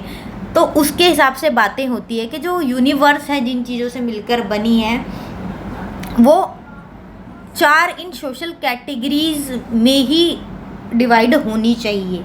जैसे कि यूनिवर्स अगर हम देखें, एक बॉडी अगर जो ब्राह्मण है, एक बॉडी यूनिवर्स अगर एक बॉडी है तो ब्राह्मण क्या है, मुख है उनका, माउथ। और जो हाथ है उनको समझा गया है क्षत्रिय, जो थाइज है उन्हें समझा गया है वैश्य, और जो शूद्र है उन्हें फीट समझा गया है, पैर समझा गया है, वो वहाँ से बॉर्न किया है।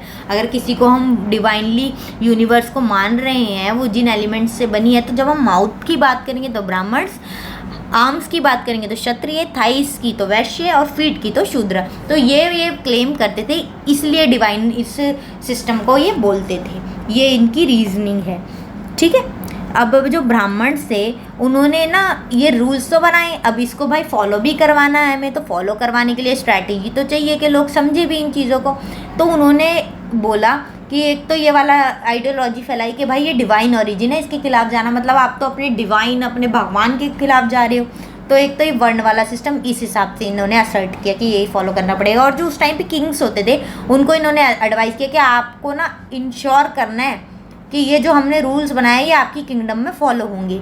दूसरी बात ये, अब राजा फॉलो करेगा तो उसकी प्रजा तो फॉलो करेगी जब वो उस पावर में कहेगा, तो वरना दंड मिलेगा। तो एक ये तरीका हो गया सेट करवाने का स्ट्रैटेजी। और तीसरा, लोगों को परस्यूएड करो कि उनका जो स्टेटस है, ये जो उनके बर्थ से ही डिसाइड होगा और कोई वे ही नहीं है। क्योंकि अब अगर मान लो बर्थ से कोई चीज़ डिसाइड हो गई, अब बाद में बंदा कोई भी काम करे तो वो ये बोल सकता है ना कि बाबा हमारा भाई काम ये है, हमारा तो कास्ट बदलो, ये बदलो। लेकिन उन्होंने क्या करा, ये सिस्टम ही ना हो, ये सिस्टम फिक्स करने के लिए उन्होंने कहा कि भैया बर्थ से ही डिफाइन हो जाएगा तुम्हारा, तुम्हें पता भी नहीं है, तुम पैदा हुए हो, आपके साथ एक ठप्पा लग गया, आप इस कास्ट से हो।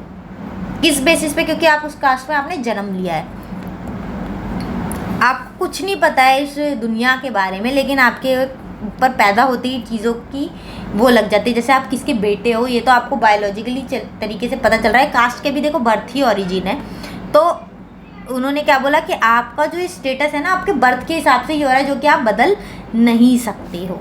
तो ये स्ट्रैटेजी उन्होंने फॉलो की, जो कि और ज़्यादा पुख्ता कैसे हुई, जो महाभारत में स्टोरीज़ हम पढ़ते हैं और बाकी के टेक्स्ट है उसमें भी ये चीज़ें फॉलो हुई। और स्टोरीज़, ये बिलीव्स थे लोगों के, जिससे हमें पता चला क्या आइडियोलॉजीज़ थी।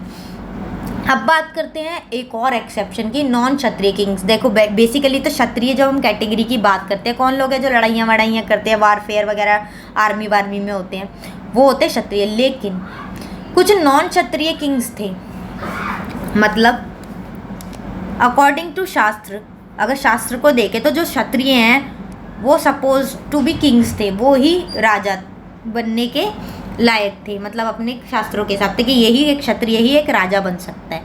लेकिन कुछ एक्सेप्शंस ऐसी हुई कि क्षत्रिय ना होने के बाद भी कोई इंसान था जो राजा बना, कोई नहीं, काफ़ी लोग थे ऐसे जो राजा बने, लेकिन शास्त्रीय नहीं कहते।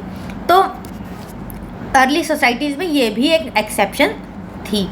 तो any person who is able to muster support and resources and need not to depend on theory of birth could become a king. क्या एक्सेप्शन थी? जरूरी नहीं है कि क्षत्रिय ही है तभी राजा बनेगा। अगर कोई व्यक्ति ऐसा है जो अपना सपोर्ट इकट्ठा करता है कि राजा बनने के लिए जो सपोर्ट चाहिए वो इकट्ठा कर लिया, और उसके पास साधन है, रिसोर्सेज है इतने कि वो राजा बनने के लायक है, वो राजा बन सकता है। वो बर्थ वाली थ्योरी जो चली आ रही है कि आप क्षत्रिय पैदा हुए तो ही राजा बनोगे, ऐसा नहीं है। अगर ये चीज़ें आप कर सकते हो तो आप राजा बनोगे। तो ये एक प्रैक्टिस चल रही थी, ये भी एक ऑल्टरनेटिव प्रैक्टिस थी, ठीक है। फॉर एग्जाम्पल भी देख लेते हैं, देखो पूरा समझो ना। There are different opinions regarding the origin of Maurya. अब जो मौर्याज की जब हम बात करते हैं तो लोगों के ना बहुत अलग अलग ओपिनियंस है कि इनका ओरिजिन कैसे हुआ, कहाँ से, कौन है ये। तो जो लेटर बुद्धिस्ट टेक्स्ट है, बुद्धिस्ट टेक्स्ट क्या बोलते हैं कि ये लोग ना क्षत्रियस थे, लेकिन जो ब्राह्मण टेक्स्ट बोलते हैं कि भाई ये ना लो लेवल से बिलोंग करते थे, मतलब लो ओरिजिन था इनका। कोई ये ऊपर वाली कैटेगरीज है ना जो वरना जैसे ब्राह्मण क्षत्रिय हो गए हैं, ये इस लेवल से बिलोंग नहीं करते। ब्राह्मणिक टेक्स्ट कहते हैं ये लो ओरिजिन है इनका, या तो ये वैश्य होंगे या शूद्र होंगे। तो ये देखो इतने डिफरेंस ऑफ ओपिनियन है, सच सच किसी को पता नहीं है, लेकिन जो भी हो कुछ भी हो सकता है ना। ज़रूरी नहीं है कि क्षत्रिय हैं तो ही किंग है, अगर ये लो ओरिजिन के भी थे तो भी तो किंगडम इन्होंने संभाली ना। तो मतलब ऑल्टरनेटिव चीज़ें भी थी, ये आज ही नहीं होती है, एक्सेप्शन शुरू से चली आ रही है और कोई एक फिक्स्ड रूल नहीं था। मेजॉरिटी थी लेकिन कुछ अलग अलग चीज़ें भी थी। The immediate successors of Mauryas, Mauryas के बाद जो आए रूलर्स वो थे सुंगा डायनेस्टी और कानवास डायनेस्टी, जिसमें ब्राह्मण्स थे। जो देखो बेसिकली टेक्स्ट के हिसाब से देखा जाए तो ब्राह्मण्स भी नहीं बन सकते राजा, राजा कौन बनेगा, जो क्षत्रिय होगा। लेकिन इनके बाद मौर्याज के बाद जो ब्राह्मण्स आए वो भी क्या बने, राजा, क्योंकि ब्राह्मण्स का तो काम है वेद पढ़ना, सेक्रीफाइसेस परफॉर्म करना, ये सब चीज़ें करना। लेकिन राजा बने, सुंगास कानवास एग्जाम्पल है। तो चीज़ें एक्सेप्शंस आर ऑलवेज देयर, वो हिस्ट्री में भी चीज़ें हैं, एविडेंसेस हैं उन चीज़ों के। अब सतवाहना किंग की बात करें, जो गौतमी पुत्र की बात हो रही है, देखो एक और प्यारी सी एक्सेप्शन जिसमें माता का नाम फॉलो हो रहा है, पिता का नाम फॉलो भी होना चाहिए, उसमें कोई बुराई नहीं है, लेकिन ये एक एक्सेप्शन है। मदर की इंपॉर्टेंस इससे पता चल रही है कि उस टाइम पे मदर को भी इंपॉर्टेंट माना जाता था, ऐसे नहीं है सिर्फ पिता की ही इंपॉर्टेंस थी, सबकी इंपॉर्टेंस थी, अलग अलग लोगों की विचारधाराएं थी।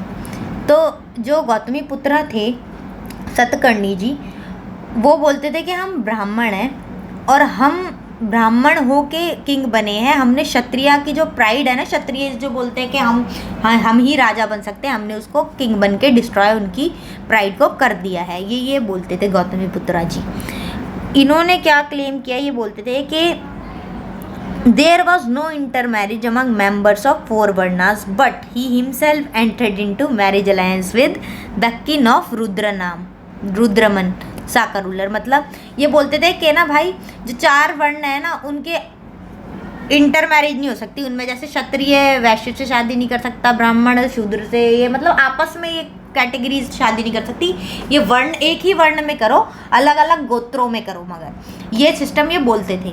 लेकिन इन्होंने खुद क्या करा, खुद ही वो चीज़ फॉलो नहीं करी।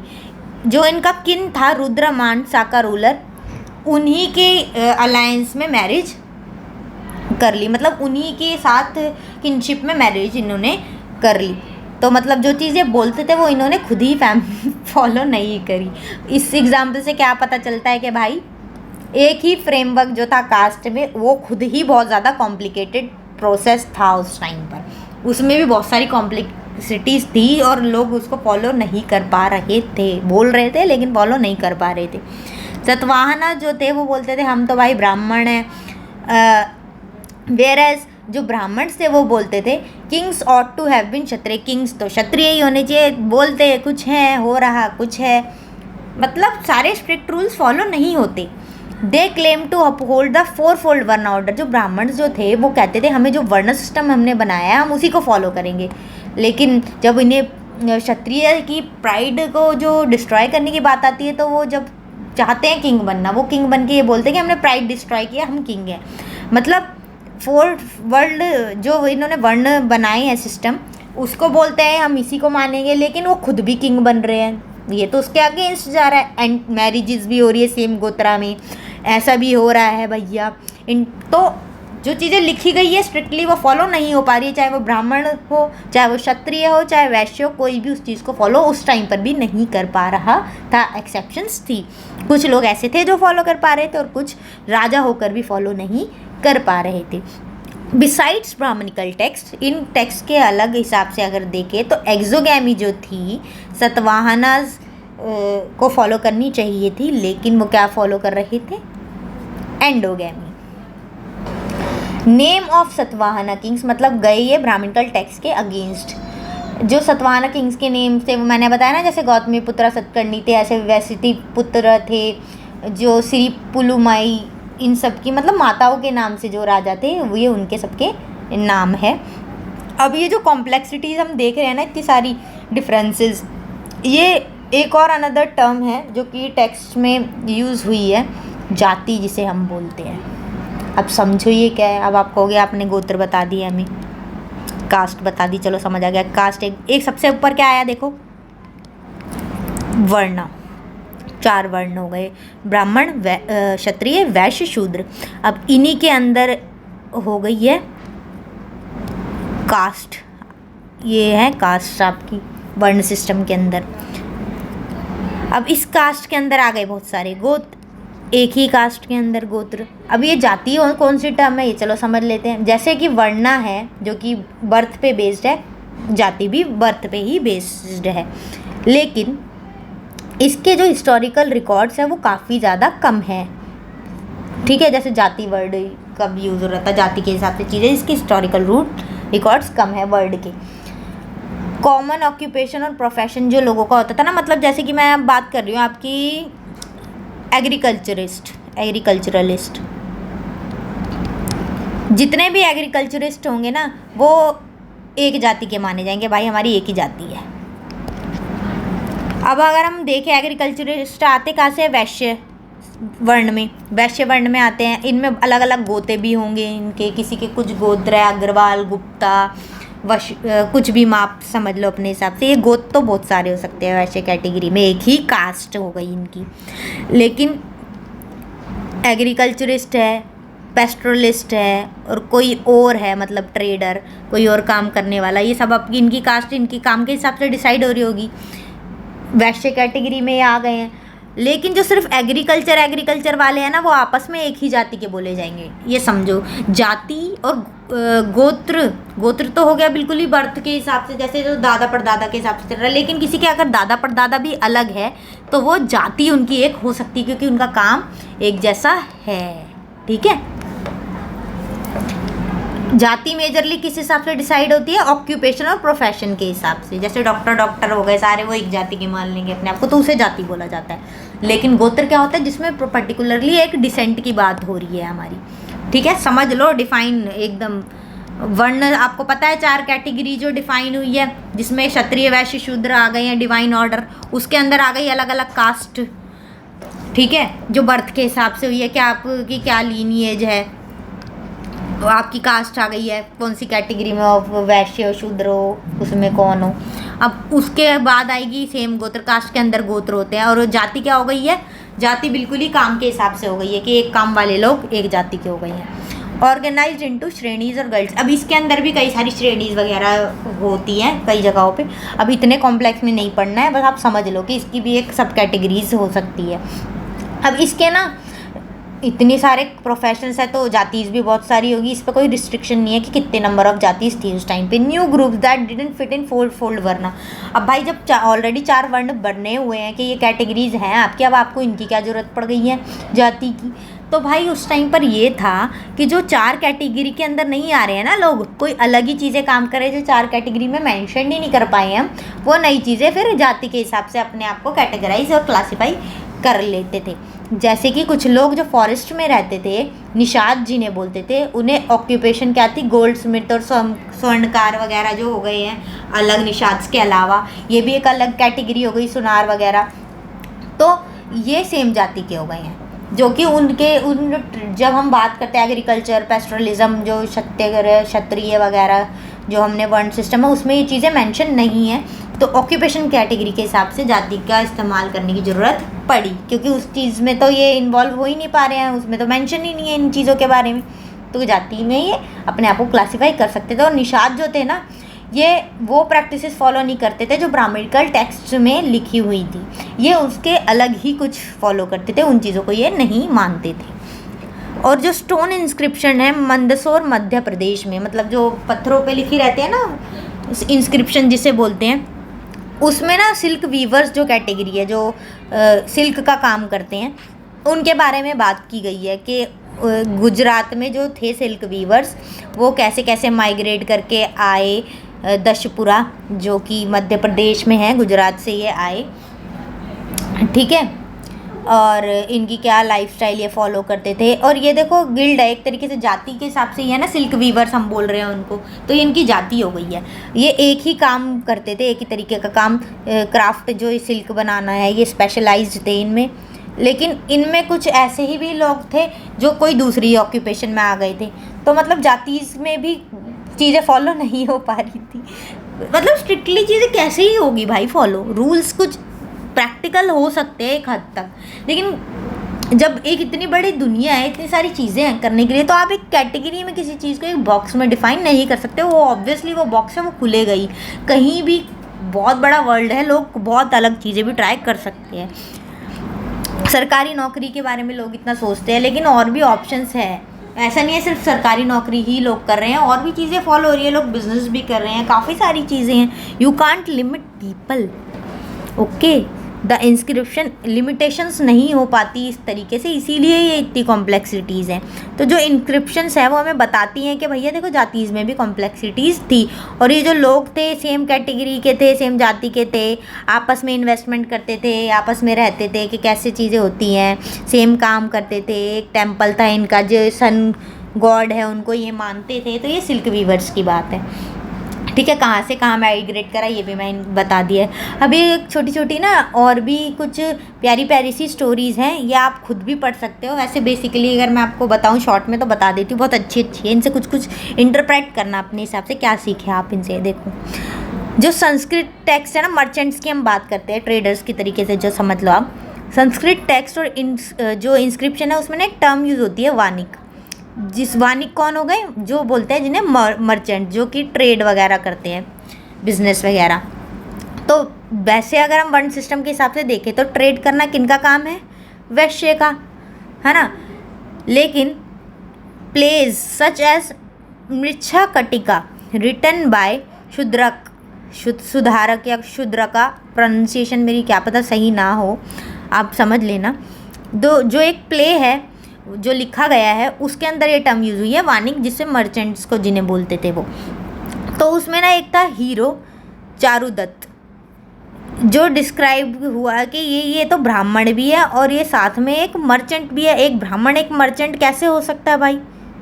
ब्राह्मण का काम तो वेद पढ़ना है, ये सब करना है, लेकिन ये हीरो चारुदत्त है जो, ये ब्राह्मण हो के भी मर्चेंट कैसे है? ये इस टेक्स्ट में था भाई, डिफाइन था कि वो ब्राह्मण था फिर भी एक मर्चेंट था। 5th सेंचुरी इंस्क्रिप्शन है, ये बताती है 2 ब्रदर्स के बारे में जिन्होंने डोनेशन करी एक टेंपल बनाने में। और वो टेंपल क्या था, कोई भी एक टेंपल बन रहा था, और वो 2 ब्रदर्स कौन थे, क्षत्रिय वानिक्स। मतलब क्षत्रिय वानिक्स थे, मतलब भाई क्षत्रियों का तो काम है लड़ाई में जाना, युद्ध करना, प्रोटेक्ट करना।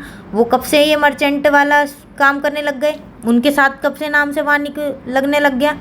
अब देखो एक्सेप्शंस का एक और एग्जांपल यहाँ पे आपको पता चल गया। आप अपने आंसर में यूज़ कर सकते हो कि एक प्ले था जो मृच्छकटिका था, जो शूद्रक ने लिखा था, जिसमें चारुदत्त था, ब्राह्मण होके भी वो क्या था, मर्चेंट था। और 5th सेंचुरी में एक और इंस्क्रिप्शन क्या कहती है, जो 2 ब्रदर्स थे उन्होंने डोनेशन करी एक टेम्पल में, जिनका नाम किस नाम से समझा जा रहा था उनको, कैटेगरी के हिसाब से क्षत्रिय वानिक्स। एक नहीं है, दोनों अलग अलग चीज़ें हैं। देखो वानिक्स कौन होने चाहिए, वैश्य, मर्चेंट के हिसाब से, लेकिन ये दोनों नाम एक साथ कैसे आ रहे हैं, एक्सेप्शंस। अब बात होती है टाइगर लाइक हस्बैंड, मतलब हस्बैंड होना चाहिए भाई शेर के जैसा। कौन सा शेर, बाघ। तो एक और स्टोरी की बात कर लेते हैं, आदि प्रमाण महाभारत में से। जो पांडव थे ना, वो जंगलों की तरफ गए। जंगलों में जब वो जा रहे थे तो वो थक गए और थक के सो गए। तो जो भीम था, जो सेकंड पांडव था, वो जाना जाता था अपने पावर की वजह से और देखने की वजह से एकदम के कैसे निगरानी रखते हैं। तो जब ये रेस्ट कर रहे थे तो उनको काम मिला कि आप निगरानी रखो। तो एक ना लोगों को आदमियों को खाने वाले जो राक्षस थे उनको आ गई खुशबू पांडव्स की कि भाई हमारे जंगल में आ गए हैं। तो उन्होंने अपनी बहन हिडिंबा को भेजा कि इनको पकड़ के लाओ। लेकिन हिडिंबा ने जब भीम को देखा तो वो उन्हें प्यार हो गया, लवेरिया हो गया उन्हें। तो उन्होंने जो कुंती है उन्हें बताया, उन्हें कहा कि भाई ऐसा जो टाइगर लाइक बेटा है आपका, इससे तो मेरी शादी करा दो, मैं तो इनके प्यार में पड़ गई हूँ।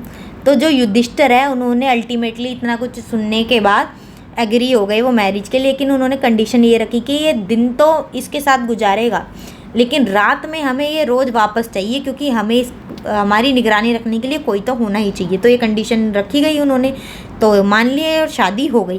तो हिडिंबा ने जिनको बर्थ दिया वो तो राक्षस बॉय हुआ, जिसका नाम पड़ा घटोत्कच, आपने सुना होगा।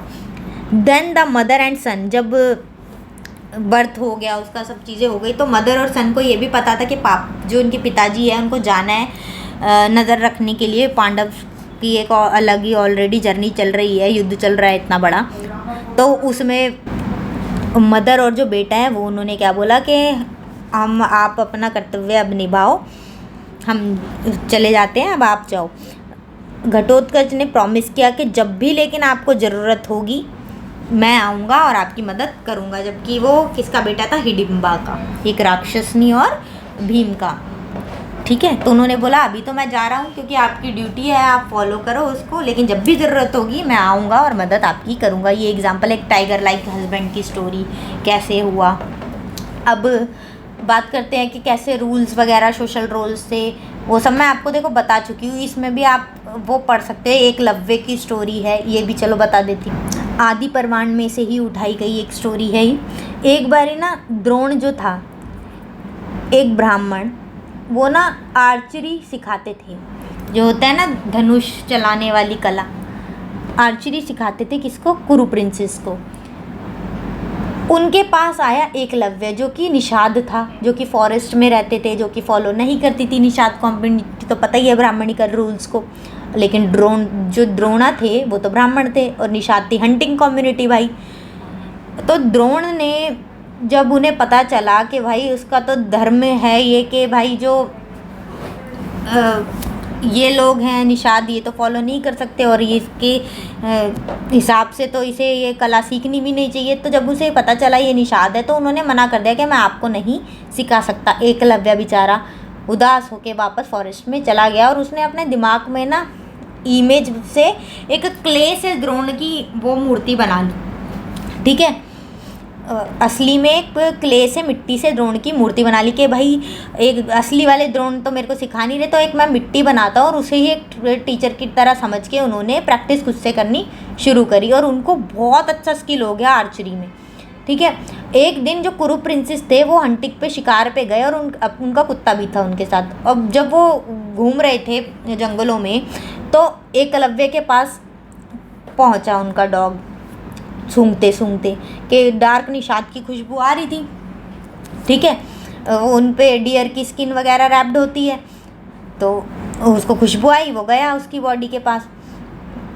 और मिट्टी विट्टी तो थी कि भाई शिकारी है, जंगलों में रहेगा तो ऐसे ही होगा, तो वो भौंकने लग गया उसको देख के। तो एकलव्य को गुस्सा आ गया तो उसने 7 एरो उसके मुंह में, कुत्ते के मुंह में मारे, 7। तो डॉग जब इस हालत में पांडव्स के पास वापस गया तो लोग देख के अमेज हो गए कि भाई साहब कोई इतना ज़्यादा स्किलफुल आर्चरी कैसे कर सकता है, मतलब जहाँ मारना चाहिए वहीं बिल्कुल गए हैं 7 तीर। तो उन्होंने फिर पता लगा कि एकलव्य को बुलाया। एकलव्य ने फिर बताया कि मैं द्रोणा का शिष्य हूँ। अब द्रोणा तो भाई, लेकिन रियल में तो द्रोणा ने नहीं सिखाया ना, उन्होंने क्ले को, द्रोणा की क्ले को टीचर मान के चीज़ें खुद सीखी। तो जो द्रोणा थे उन्होंने ना एक बार उनका फेवरेट स्टूडेंट था अर्जुन, उसे बोला था कि मैं ना ये बोलता हूँ आपको कि जितने भी मेरे शिष्य हैं ना, तुम उनमें सबसे ज़्यादा सर्वश्रेष्ठ हो। ठीक है, और तुम्हारे से ज़्यादा ना कोई हो ही नहीं सकता ऊंचा इस स्किल में। तो द्रोणा ने फिर ना, द्रोणा को एकलव्य के बारे में जब पता चला, एकलव्य को बुलाया, अप्रोच किया और उन्होंने बोला कि भाई देखो, जो तुम्हारा सीधे हाथ का अंगूठा है, सीधा अंगूठा है ना सीधे हाथ का, वो ना तुम मुझे दे दो। और एकलव्य जो बहुत ज़्यादा गुरु की इज़्ज़त करते हैं, उन्होंने बिना सोचे समझे वो काटा और उन्हें दे दिया कि मेरे टीचर ने मुझसे ये चीज़ मांगी है, जिनको मैं इतना पूज्य समझता हूँ, उन्होंने दे दिया। लेकिन बाद में क्या हुआ, जब वो शॉट करना प्रैक्टिस की, उन्होंने करने की कोशिश की, तो वो फिंगर्स से ही करेंगे बाकी, तो वो उतने ज़्यादा फास्ट नहीं रहे जितने वो एक थंब के साथ थे। तो ये सब द्रोणा ने क्यों किया, ताकि उनके जो जुबान है वो बनी रहे कि कोई भी अर्जुन से बेटर नहीं है। एकलव्य हो सकते थे लेकिन उन्होंने उनका अंगूठा कटवा दिया और गुरु दक्षिणा के तौर पे उन्होंने अपना अंगूठा बिना सोचे समझे दे दिया। और द्रोण जो थे, गुरु द्रोण, उनकी बात ऊपर रह गई। ठीक है, देखो बैटल सीन की फ़ोटो है, ये मर्चेंट्स की है, 3rd सेंचुरी मर्चेंट्स की पिक्चर। अब 4 वर्णा के हिसाब से भी अलावा भी इंटीग्रेशन होती थी, ये मैंने आपको बता ही दिया है। ब्राह्मणिकल आइडियाज़ के हिसाब से कौन करते थे वो प्रैक्टिस, जो इन चीज़ों के अगेंस्ट जाते थे, एनिमल लाइक निषाद जिनके हम बात कर रहे हैं, वो अनसिविलाइज्ड लोग। ब्राह्मण्स जो होते थे ना, उन्हें यही समझते थे कि ये ऑड लोग हैं, अनसिविलाइज्ड है, मतलब जो एक मेजॉरिटी लोग फॉलो कर रहे हैं लोग तो उसे ही सही समझेंगे, और जो कुछ अलग कर देगा उन्हें क्या बोला जाता था, ये तो जानवरों की तरह लोग हैं, अनसिविलाइज्ड है, ऑड है। और कभी कभी ना वो वर्ड यूज़ करते थे म्लेच्छास, जो कि उन लोगों के लिए यूज़ करते थे जो लोग संस्कृत लैंग्वेज नहीं बोलते थे, उन्हें म्लेच्छास बोलते थे। मतलब ये एक्सेप्शंस है, ठीक है। हंटर गैदरर्स जो थे, फॉरेस्ट ड्वेलर्स, निषाद वगैरह, ये सारे थे जो इन चीज़ों के अगेंस्ट जाके भी कुछ फॉलो कर रहे थे। अनटचेबल्स के बारे में मैं आपको बता चुकी हूँ, मनुस्मृति में और शास्त्रों में लिखा हुआ है। उनके काम थे उन बाकी 3 वर्ण को सर्व करना, उन्हें अनटचेबल समझा जाता था, छुआ नहीं जाता था, बुरा समझा जाता था।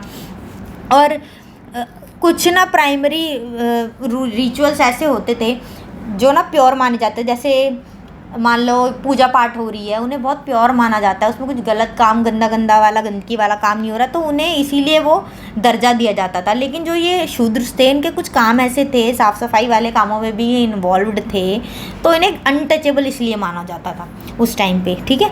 तो जो बाकी की कैटेगरीज के लोग थे ना, वो इनसे खाना तक भी लेते नहीं थे, अवॉइड करते थे अनटचेबल से। बहुत सारी और चीज़ें भी अवॉइड करते थे क्योंकि ये पॉल्यूटिंग समझते थे, अशुद्ध समझते थे इनको। इसमें क्या इंक्लूड होता था, जो डेड बॉडीज़ वगैरह होती है, डेड एनिमल्स होता है, उनके साथ भी ये डील करते थे। मतलब उन चीज़ों को भी जो दहन करना होता है एक बॉडी का, वो काम भी करते थे शूद्र वगैरह। डेड एनिमल्स को भी वो करते थे, इनका जो क्रियाक्रम वगैरह, मतलब इन सब कामों में भी इन्वॉल्व थे शूद्र से, बाकी के लोग नहीं करते थे। जैसे कि चंडाल्स जिन्हें हम बोलते हैं आज के टाइम पर, जो शमशान घाट में होते हैं ना चंडाल्स, जो बॉडीज़ जलाते हैं, ठीक है। तो ये लोग ये सब काम परफॉर्म करते थे, और ये क्या वो होते थे, शूद्र वाली कैटेगरी में। They were placed at very bottom, ये तो मैंने आपको बता ही दिया, सबसे बॉटम में आते थे। सोशल हायरार्की में पॉल्यूटिंग समझा जाता था ब्राह्मण्स के द्वारा इन्हें। मनुस्मृति में जो चंडाल्स की ड्यूटी है वो डिफाइंड है कि यही ये सब काम करेंगे, डेड एनिमल्स और डेड बॉडीज़ को जो करना होता है। They had to live outside, और इसी वजह से इनको ना विलेज के बाहर रहना पड़ता था। और जो बेकार बर्तन है वो ये यूज़ करते थे, कपड़े भी ऐसे पहनते थे जो मरे हुए के होते हैं, आज तक भी ये लोग ये फॉलो करते हैं। और जो गहने होते हैं सिर्फ लोहे के पहनेंगे। They could not walk and out in villages and cities at night, मतलब रात को भी विलेज सिटी में ये नहीं चल पाते थे, जा सकते थे, ये इतनी मतलब रिस्ट्रिक्शंस थी इन पर। और जो बॉडीज़ थी जिनके कोई रिलेटिव्स वगैरह नहीं होते, कहीं भी होती हैं जो लाशें, ये खुद उनका क्रियाक्रम करते थे, ये इनकी ड्यूटीज़ थी, ठीक है, मनुस्मृतिज़ में निषाद की। अच्छा, जो फाजियान एंड जुआनजांग है, ये कौन है भाई, ये ट्रैवलर्स है जो इंडिया में आए थे 5th सेंचुरी में। जियान आया था, फाजियान। इन्होंने ना चीज़ें लिखी अनटचेबल साउंडेड क्लैपर्स के बारे में। मतलब एक चीज़ लिखी, साउंडेड क्लैपर्स क्या है ये, मतलब जब भी अनटचेबल्स बाहर निकलते थे ना, क्लैपर्स एक इंस्ट्रूमेंट था, वो यूज़ करते थे ताकि लोगों को पता चल जाए कि हम आ रहे हैं, और लोग उन्हें देखे ना, क्योंकि अगर देख लेते थे ना तो लोग समझते थे हे भगवान क्या देख लिया हमने, अब तो सब खराब हो गया।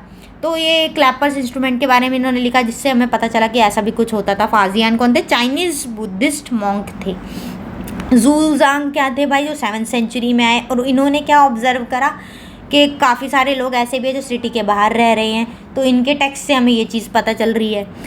मतलब हिस्टोरियंस देखो कहाँ से चीज़ें पता कर रहे थे लोग। There were instances of Chandals who were not accepting the life of degradation prescribed in shastra, और कुछ ऐसे एक्सेप्शंस भी थे जो चंडाल्स थे ना, जैसे उनकी ड्यूटीज़ लिखी हुई है मनुस्मृति के अकॉर्डिंग, ये उनको फॉलो नहीं करते थे। ऐसी भी एक्सेप्शंस थी जो कि लिखी गई है इन लोगों के द्वारा। जुजियांग भी चाइनीज़ पिलग्रिम थे जो आए थे घूमने यहाँ पे।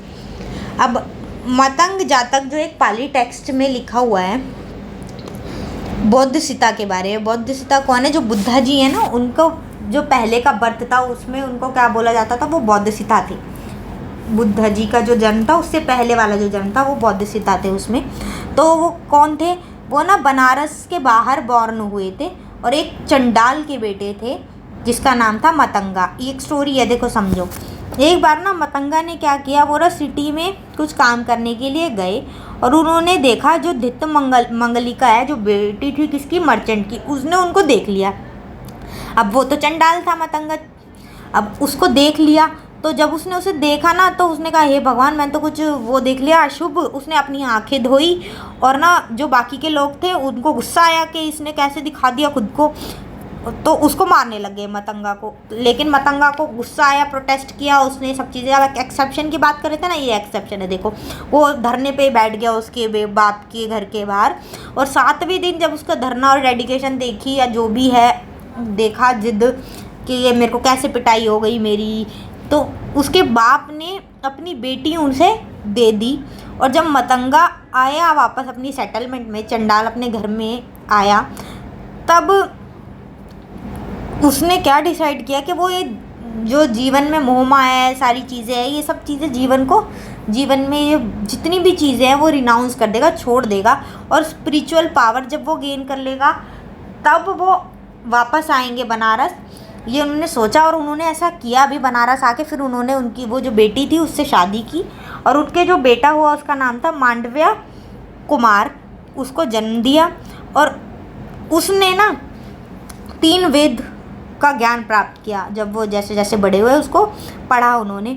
और वो क्या करते थे, 16,000 ब्राह्मणों को रोज़ खाना खिलाते थे। एक दिन क्या हुआ, जो मतंगा है वो ही आया, ठीक है, कैसे, कूड़े में ड्रेस होके, रैग वगैरह, क्ले वगैरह, और हाथ में कटोरा लेके आया अपने बेटे के पास ही, बताओ, पूरा ऐसे भीख मांगने के लिए कि मुझे भी खाना दे दो। लेकिन जो मांडव्य था, रिप्लाई किया उसने कि तुम तो एक आउटकास्ट से लग रहे हो, तुम तो ब्राह्मण लग नहीं रहे हो, तो मैं तुम्हें खाना नहीं दे सकता। तो मतंगा ने कहा, क्या फ़ायदा तुम्हारे फिर एक अच्छे इंसान होने का जो तुम खुद पे प्राउड करते हो, तुम्हें तो यही नहीं पता है कि तुम जो अपने आप को समझ रहे हो, वेद पढ़ के अपने आप पे इतना प्राउड हो, तुम तो ये सब चीज़ें डिज़र्व ही नहीं करते हो।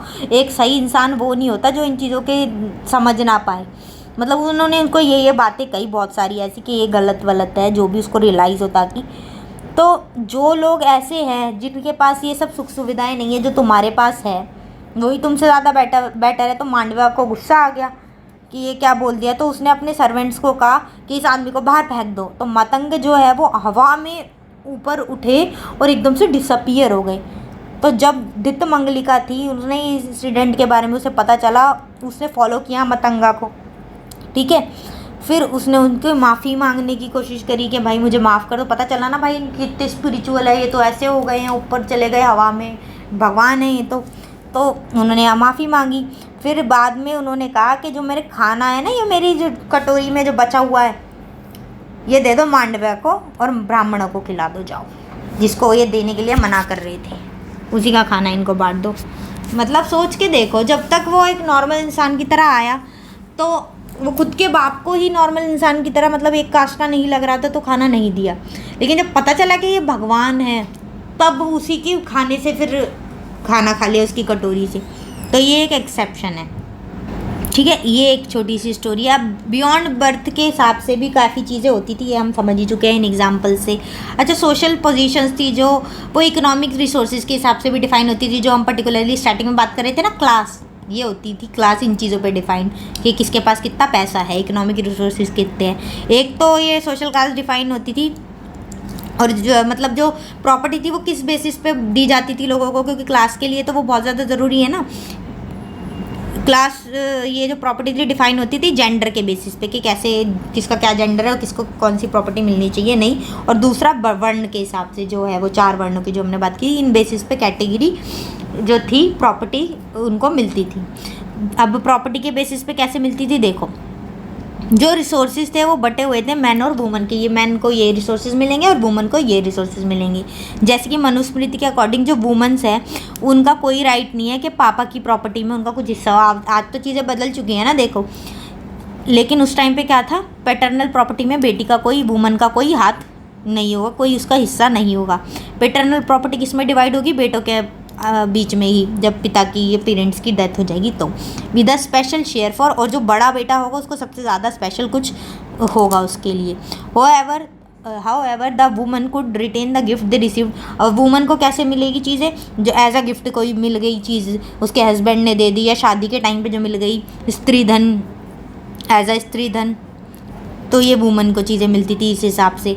और दिस कुड बी, और ये जो चीज़ें वुमन की है वो उसके बेटे बच्चे भी ले सकते थे, without the husband having any claim on it. और ये जो वुमन की चीज़ है वो वुमन की है, हस्बैंड नहीं लेगा, चाहे वो उस पर क्लेम नहीं कर सकता, बच्चे कर सकते हैं उस पर क्लेम, मनुस्मृति के अकॉर्डिंग। वुमन का कोई रोल नहीं था फैमिली प्रॉपर्टी में, और जो भी खुद के वैल्यूएबल्स हैं बिना हस्बैंड की परमिशन के वो उसके नहीं हो सकते। Both epigraphic and textual evidence, जितने भी टेक्स्ट वगैरह है वो सजेस्ट करते हैं, उनसे पता चलता है कि जो अपर क्लास वुमन थी ना उनको एक्सेस थी इन रिसोर्सेज पे, लैंड, कैटल, मनी वगैरह, जो कि जनरली कौन कंट्रोल करते हैं? मैन। मतलब देखो एक्सेप्शंस, पैसा है तो सब कुछ है, रूल्स भी फॉलो नहीं होते। और पैसा क्या, बहुत सारे ऑर्डिनरी लोग भी रूल्स नहीं फॉलो कर रहे थे। निषाद ही देख लो यार, एक्सेप्शंस हर चीज़ में होती है। और एक और देख लेते हैं, एक ऑल्टरनेटिव सिनेरियो यहाँ पे शेयरिंग ऑफ वेल्थ में। एक तमिल संगम एंथोलॉजीज के हिसाब से देखें तो इकोनॉमिक और सोशल रिलेशनशिप्स के बारे में जब बात होती है इसमें, तो वहाँ क्या होता है, तमिल जो संगम एंथोलॉजीज है उसमें, कि there were difference between rich and poor, those who control resources were expected to share them. मतलब डिफरेंसेस तो थे रिच और पुअर में, लेकिन जो ज़्यादा रिच लोग थे उनसे क्या एक्सपेक्ट किया जाता था कि अगर आपके पास ज़्यादा है तो आप शेयर करो उसको, जो पुअर है उनको बांटो। एक ये भी एक्सेप्शन है, देखो भाई ऐसी भी हो रहा है दुनिया में। और ये तो हो गया प्रॉपर्टी के हिसाब से, ऐसे जेंडर के हिसाब से ऐसे प्रॉपर्टी बढ़ती थी। अब आए वर्णा के हिसाब से। वर्णा के हिसाब से तो देखो बेसिकली आप समझ ही चुके हो, जो ब्राह्मण थे उन टेक्स्ट के, ब्राह्मणिकल टेक्स्ट के हिसाब से जो ओनली ऑक्यूपेशन जो शूद्र के लिए है वो है कि बाकी 3 कैटेगरी को सर्व करना, servitude. While a variety of occupations were, लेकिन जो 3 वर्ण है तो उनको और भी ऑप्शन है, बहुत सारे ऑक्यूपेशंस फॉलो कर सकते हैं वो। Wealthiest people would have been Brahmins, जो बहुत ज़्यादा वेल्दी है वो ब्राह्मण्स और क्षत्रिय ही होते थे।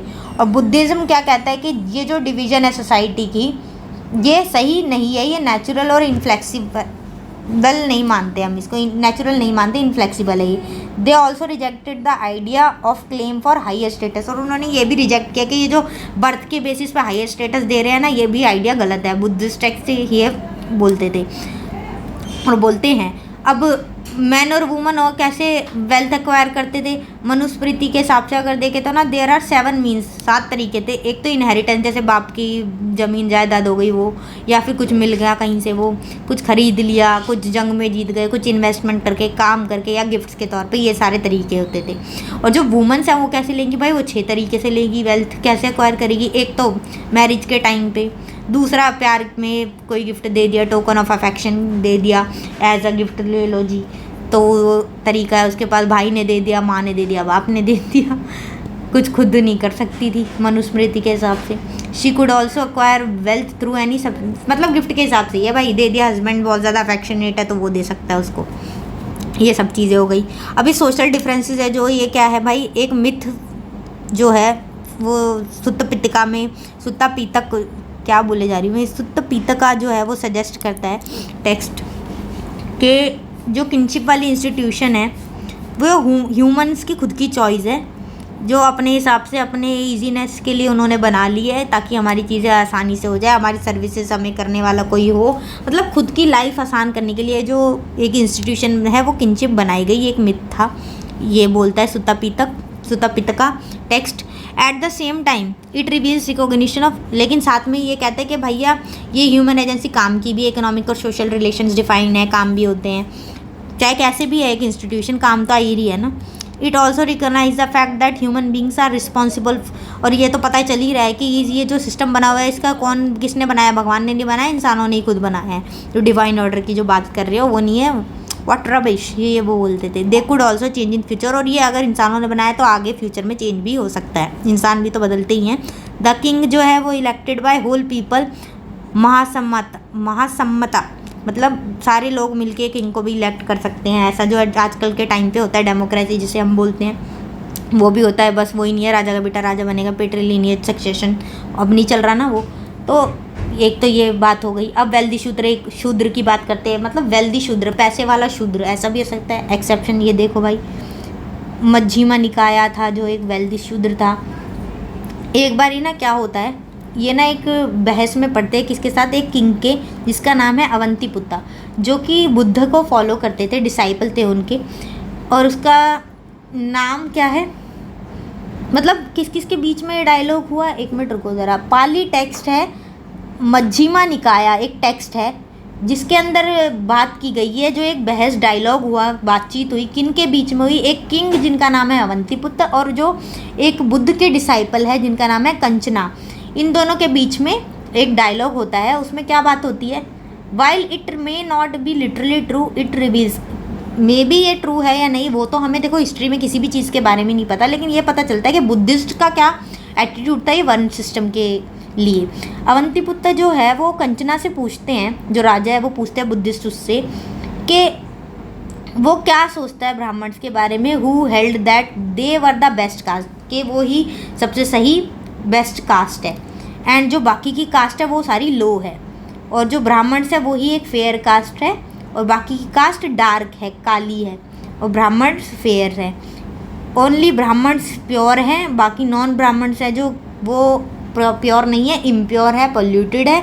ब्राह्मण्स ब्रह्मा के बेटे हैं, उनके मुंह से वो है मतलब निकले हैं, जो हमने डिवाइन ऑर्डर की बात करी, ब्रह्म है ना, यूनिवर्स, गॉड ऑफ यूनिवर्स, ब्रह्म जी के हिसाब से जब हाथों की क्षत्रिय को बोलते हैं, तो वो उनके बेटे हैं मुंह से निकले हुए, और जो ब्रह्मांड है पूरा ये ब्रह्मा जी ने ही बनाया है।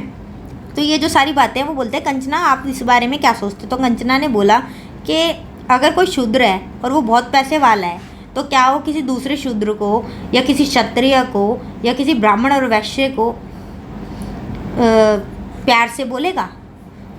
वट इफ़ अ शूद्र वर वेल्दी वुड अनदर शूद्र और क्षत्रिय और ब्राह्मण, मतलब वो कहता है कि अगर कोई शूद्र वेल्दी है तो क्या जो दूसरी कास्ट वाले हैं उससे प्यार से बोलेंगे, वैसे अगर वेल्दी नहीं है तो वो नहीं बोलेंगे, वो पहले ही लुक डाउन अपॉन करते हैं। लेकिन अगर वो पैसे वाला है तो क्या होगा, क्या वो पोलाइटली उससे बोलेंगे। कंचना ये बोलता है।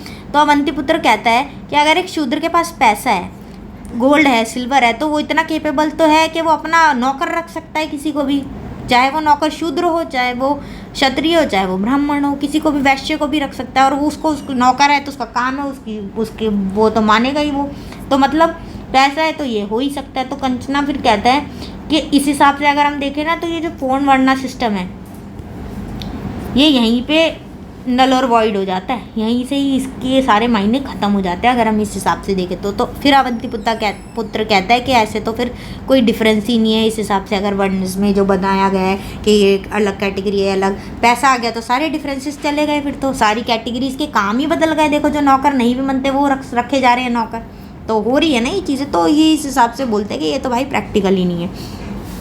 महाभारत में हिस्टोरियंस है, इन्होंने जो भी सारी चीज़ें करी है देखो वो ये छोटी छोटी स्टोरियों से चीज़ें इंटरप्रेट करके इसमें कंपाइल की है, जो नई क्रिटिकल चीज़ें हैं उस जो बनाया ना उन्होंने संस्कृत स्कॉलर ने उसमें भी लिखी हुई है, और ये सारी इंटरप्रिटेशन हमने इस चैप्टर में पढ़ी है।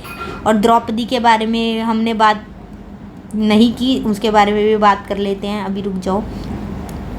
अच्छा, ये जो कंपोजिशंस है ना जो पढ़ रहे थे लोग, ब्राह्मण्स ने लिखी हैं, ये कंपाइल की हैं चीज़ें और भी स्कॉलर्स वगैरह ने, ये बहुत बड़ी है, 13,000 वॉल्यूम की पेजेस हैं, तो इसमें काफ़ी सारी स्टोरीज़ हैं। ठीक है, ये सारी चीज़ें ना, ये जो कुछ चीज़ें हैं ये लास्ट के पॉइंट्स है, ये आप पढ़ लेना। वैसे ओवरऑल मैंने आपको सारी चीज़ें बता दी है। पॉलीएंड्री भी मैंने बताई थी किस टाइप की मैरिज है महाभारत में जो हुई थी। इसका एग्जाम्पल देखो ज़रा, जो द्रौपदी की शादी हुई थी पांडव से हुई थी, जो पॉलीएंड्री मैरिज का एग्जाम्पल है महाभारत में, जो कि देखो वैसे तो धर्मशास्त्रों के हिसाब से नहीं होनी चाहिए लेकिन हुई, क्योंकि वुमेंस की शॉर्टेज थी। एक तो ये बोलते हैं कि अब वुमेंस की शॉर्टेज थी वॉर वगैरह के टाइम पे, इसलिए सिचुएशनल क्राइसिस के हिसाब से ऐसा हो गया। लेकिन द्रौपदी की मैरिज के बारे में जो टेक्स्ट में प्रॉपरली लिखा हुआ है वो क्या है कि जो द्रौपदा था, किंग था पंचाल का, उसने एक कॉम्पिटिशन रखा था, वहाँ पे चैलेंज था कि जो भी वो स्ट्रिंग करेगा और टारगेट पे मारेगा वो विनर होगा, और would be chosen to marry his daughter Draupadi, वो चुना जाएगा द्रौपदी को शादी करने के लिए। फिर अर्जुना जो थे वो विक्टोरियस थे और उसको भाई वो जीत गया, वो द्रौपदी ने उससे शादी करी, माला वाला पहना दी। फिर जब वो पांडव जब गए घर पे तो मम्मी के पास गए अपनी कुंती के पास, तो even before she saw them, उनको देखने से पहले ही कि क्या करके आए हैं, क्या जीते हैं, क्या हुआ है, उसको कुछ नहीं पता था उनकी माँ को। उसने उससे बोला जो भी तुम्हारे पास है वो आपस में बांट लो। फिर शी रियलाइज्ड हर मिस्टेक। फिर बाद में जैसे उसने देखा द्रौपदी जीते है तो उसने कह दिया आपस में बांट लो। उसे रियलाइज तो हो गया, लेकिन अब कह दिया तो कह दिया, अब कैसे टालेंगे उसको, तो इसलिए पाँचों की बीवी हो गई वो। After much deliberation Yudhishthira decided, बहुत सारी बातचीत के बाद युधिष्ठिर ने डिसाइड करा कि द्रौपदी कॉमन वाइफ होएगी When Drupada was told about this, he protested. जब उसके पिता को, द्रुपद किंग है जो पंचाल के, उनको पता चला द्रौपदी के पिता को, उनको तो गुस्सा आया। लेकिन जो व्यास सीर किसे बोलते हैं, जो ऋषि मुनि टाइप्स होते हैं, उन्होंने बोला कि जो पांडव थे इन रियलिटी वो इंद्र के वो है इनकारनेशन, इंद्र भगवान के, जिनकी जो बीवी है वो द्रौपदी बन के पैदा हुई है। तो इंद्र भगवान के जब वो बच्चे हैं पांडव, तो फिर वो अपनी बीवी से ही तो शादी कर रहे हैं, चाहे वो 5 हो चाहे 10 हो। उन्होंने ये इनको रीज़न दे दिया, तो उन्हें वो बात माननी पड़ी है बोल के भाई इनकी किस्मत में यही है। तो जो व्यास है उन्होंने एक और चीज़ बताई कि एक यंग वूमन है जिसने, या तो ये भी हो सकता है, एक यंग वूमन ने शिवजी जी को हस्बैंड के तौर पे मांगा था, उनसे प्रार्थना करी थी। तो उसकी इच्छाएं देख के, प्रार्थना देख के, निष्ठा देख के उन्होंने 5 बारी एक चीज़ को मांगा, तो वो वूमन वो थी द्रौपदी, तो 5 बारी उसकी शादी 5 जनों से हो गई। एक ही ये स्टोरी चलती है। ये बात है सारी इस चैप्टर में, सारी चीज़ें आपको जो समझनी है। और ये जो टाइम पीरियड है, किस टाइम पे क्या क्या चीज़ें हुई, जो रामायण कब आई, कब कंपाइल होना शुरू हुई, सुश्रुत कौन है बहुत ज़्यादा अच्छे जो सर्जस क्या बोलते हैं, सर्जन माना जाता है जिन्हें, और पुराण की कंपाइलेशन कब हुई जो हम पढ़ते हैं टेक्स्ट, धर्मशास्त्र संस्कृत में बाकी के जो है कब स्टार्ट हुए, ये सारी ये डेट्स हैं इंपॉर्टेंट, ये आप पढ़ लेना। और महाभारत की पब्लिकेशन कब हुई, किसने की, अच्छा किसने की ये भी ज़रा बताना, किसको पता है किसको नहीं पता, ये भी तो पता चले।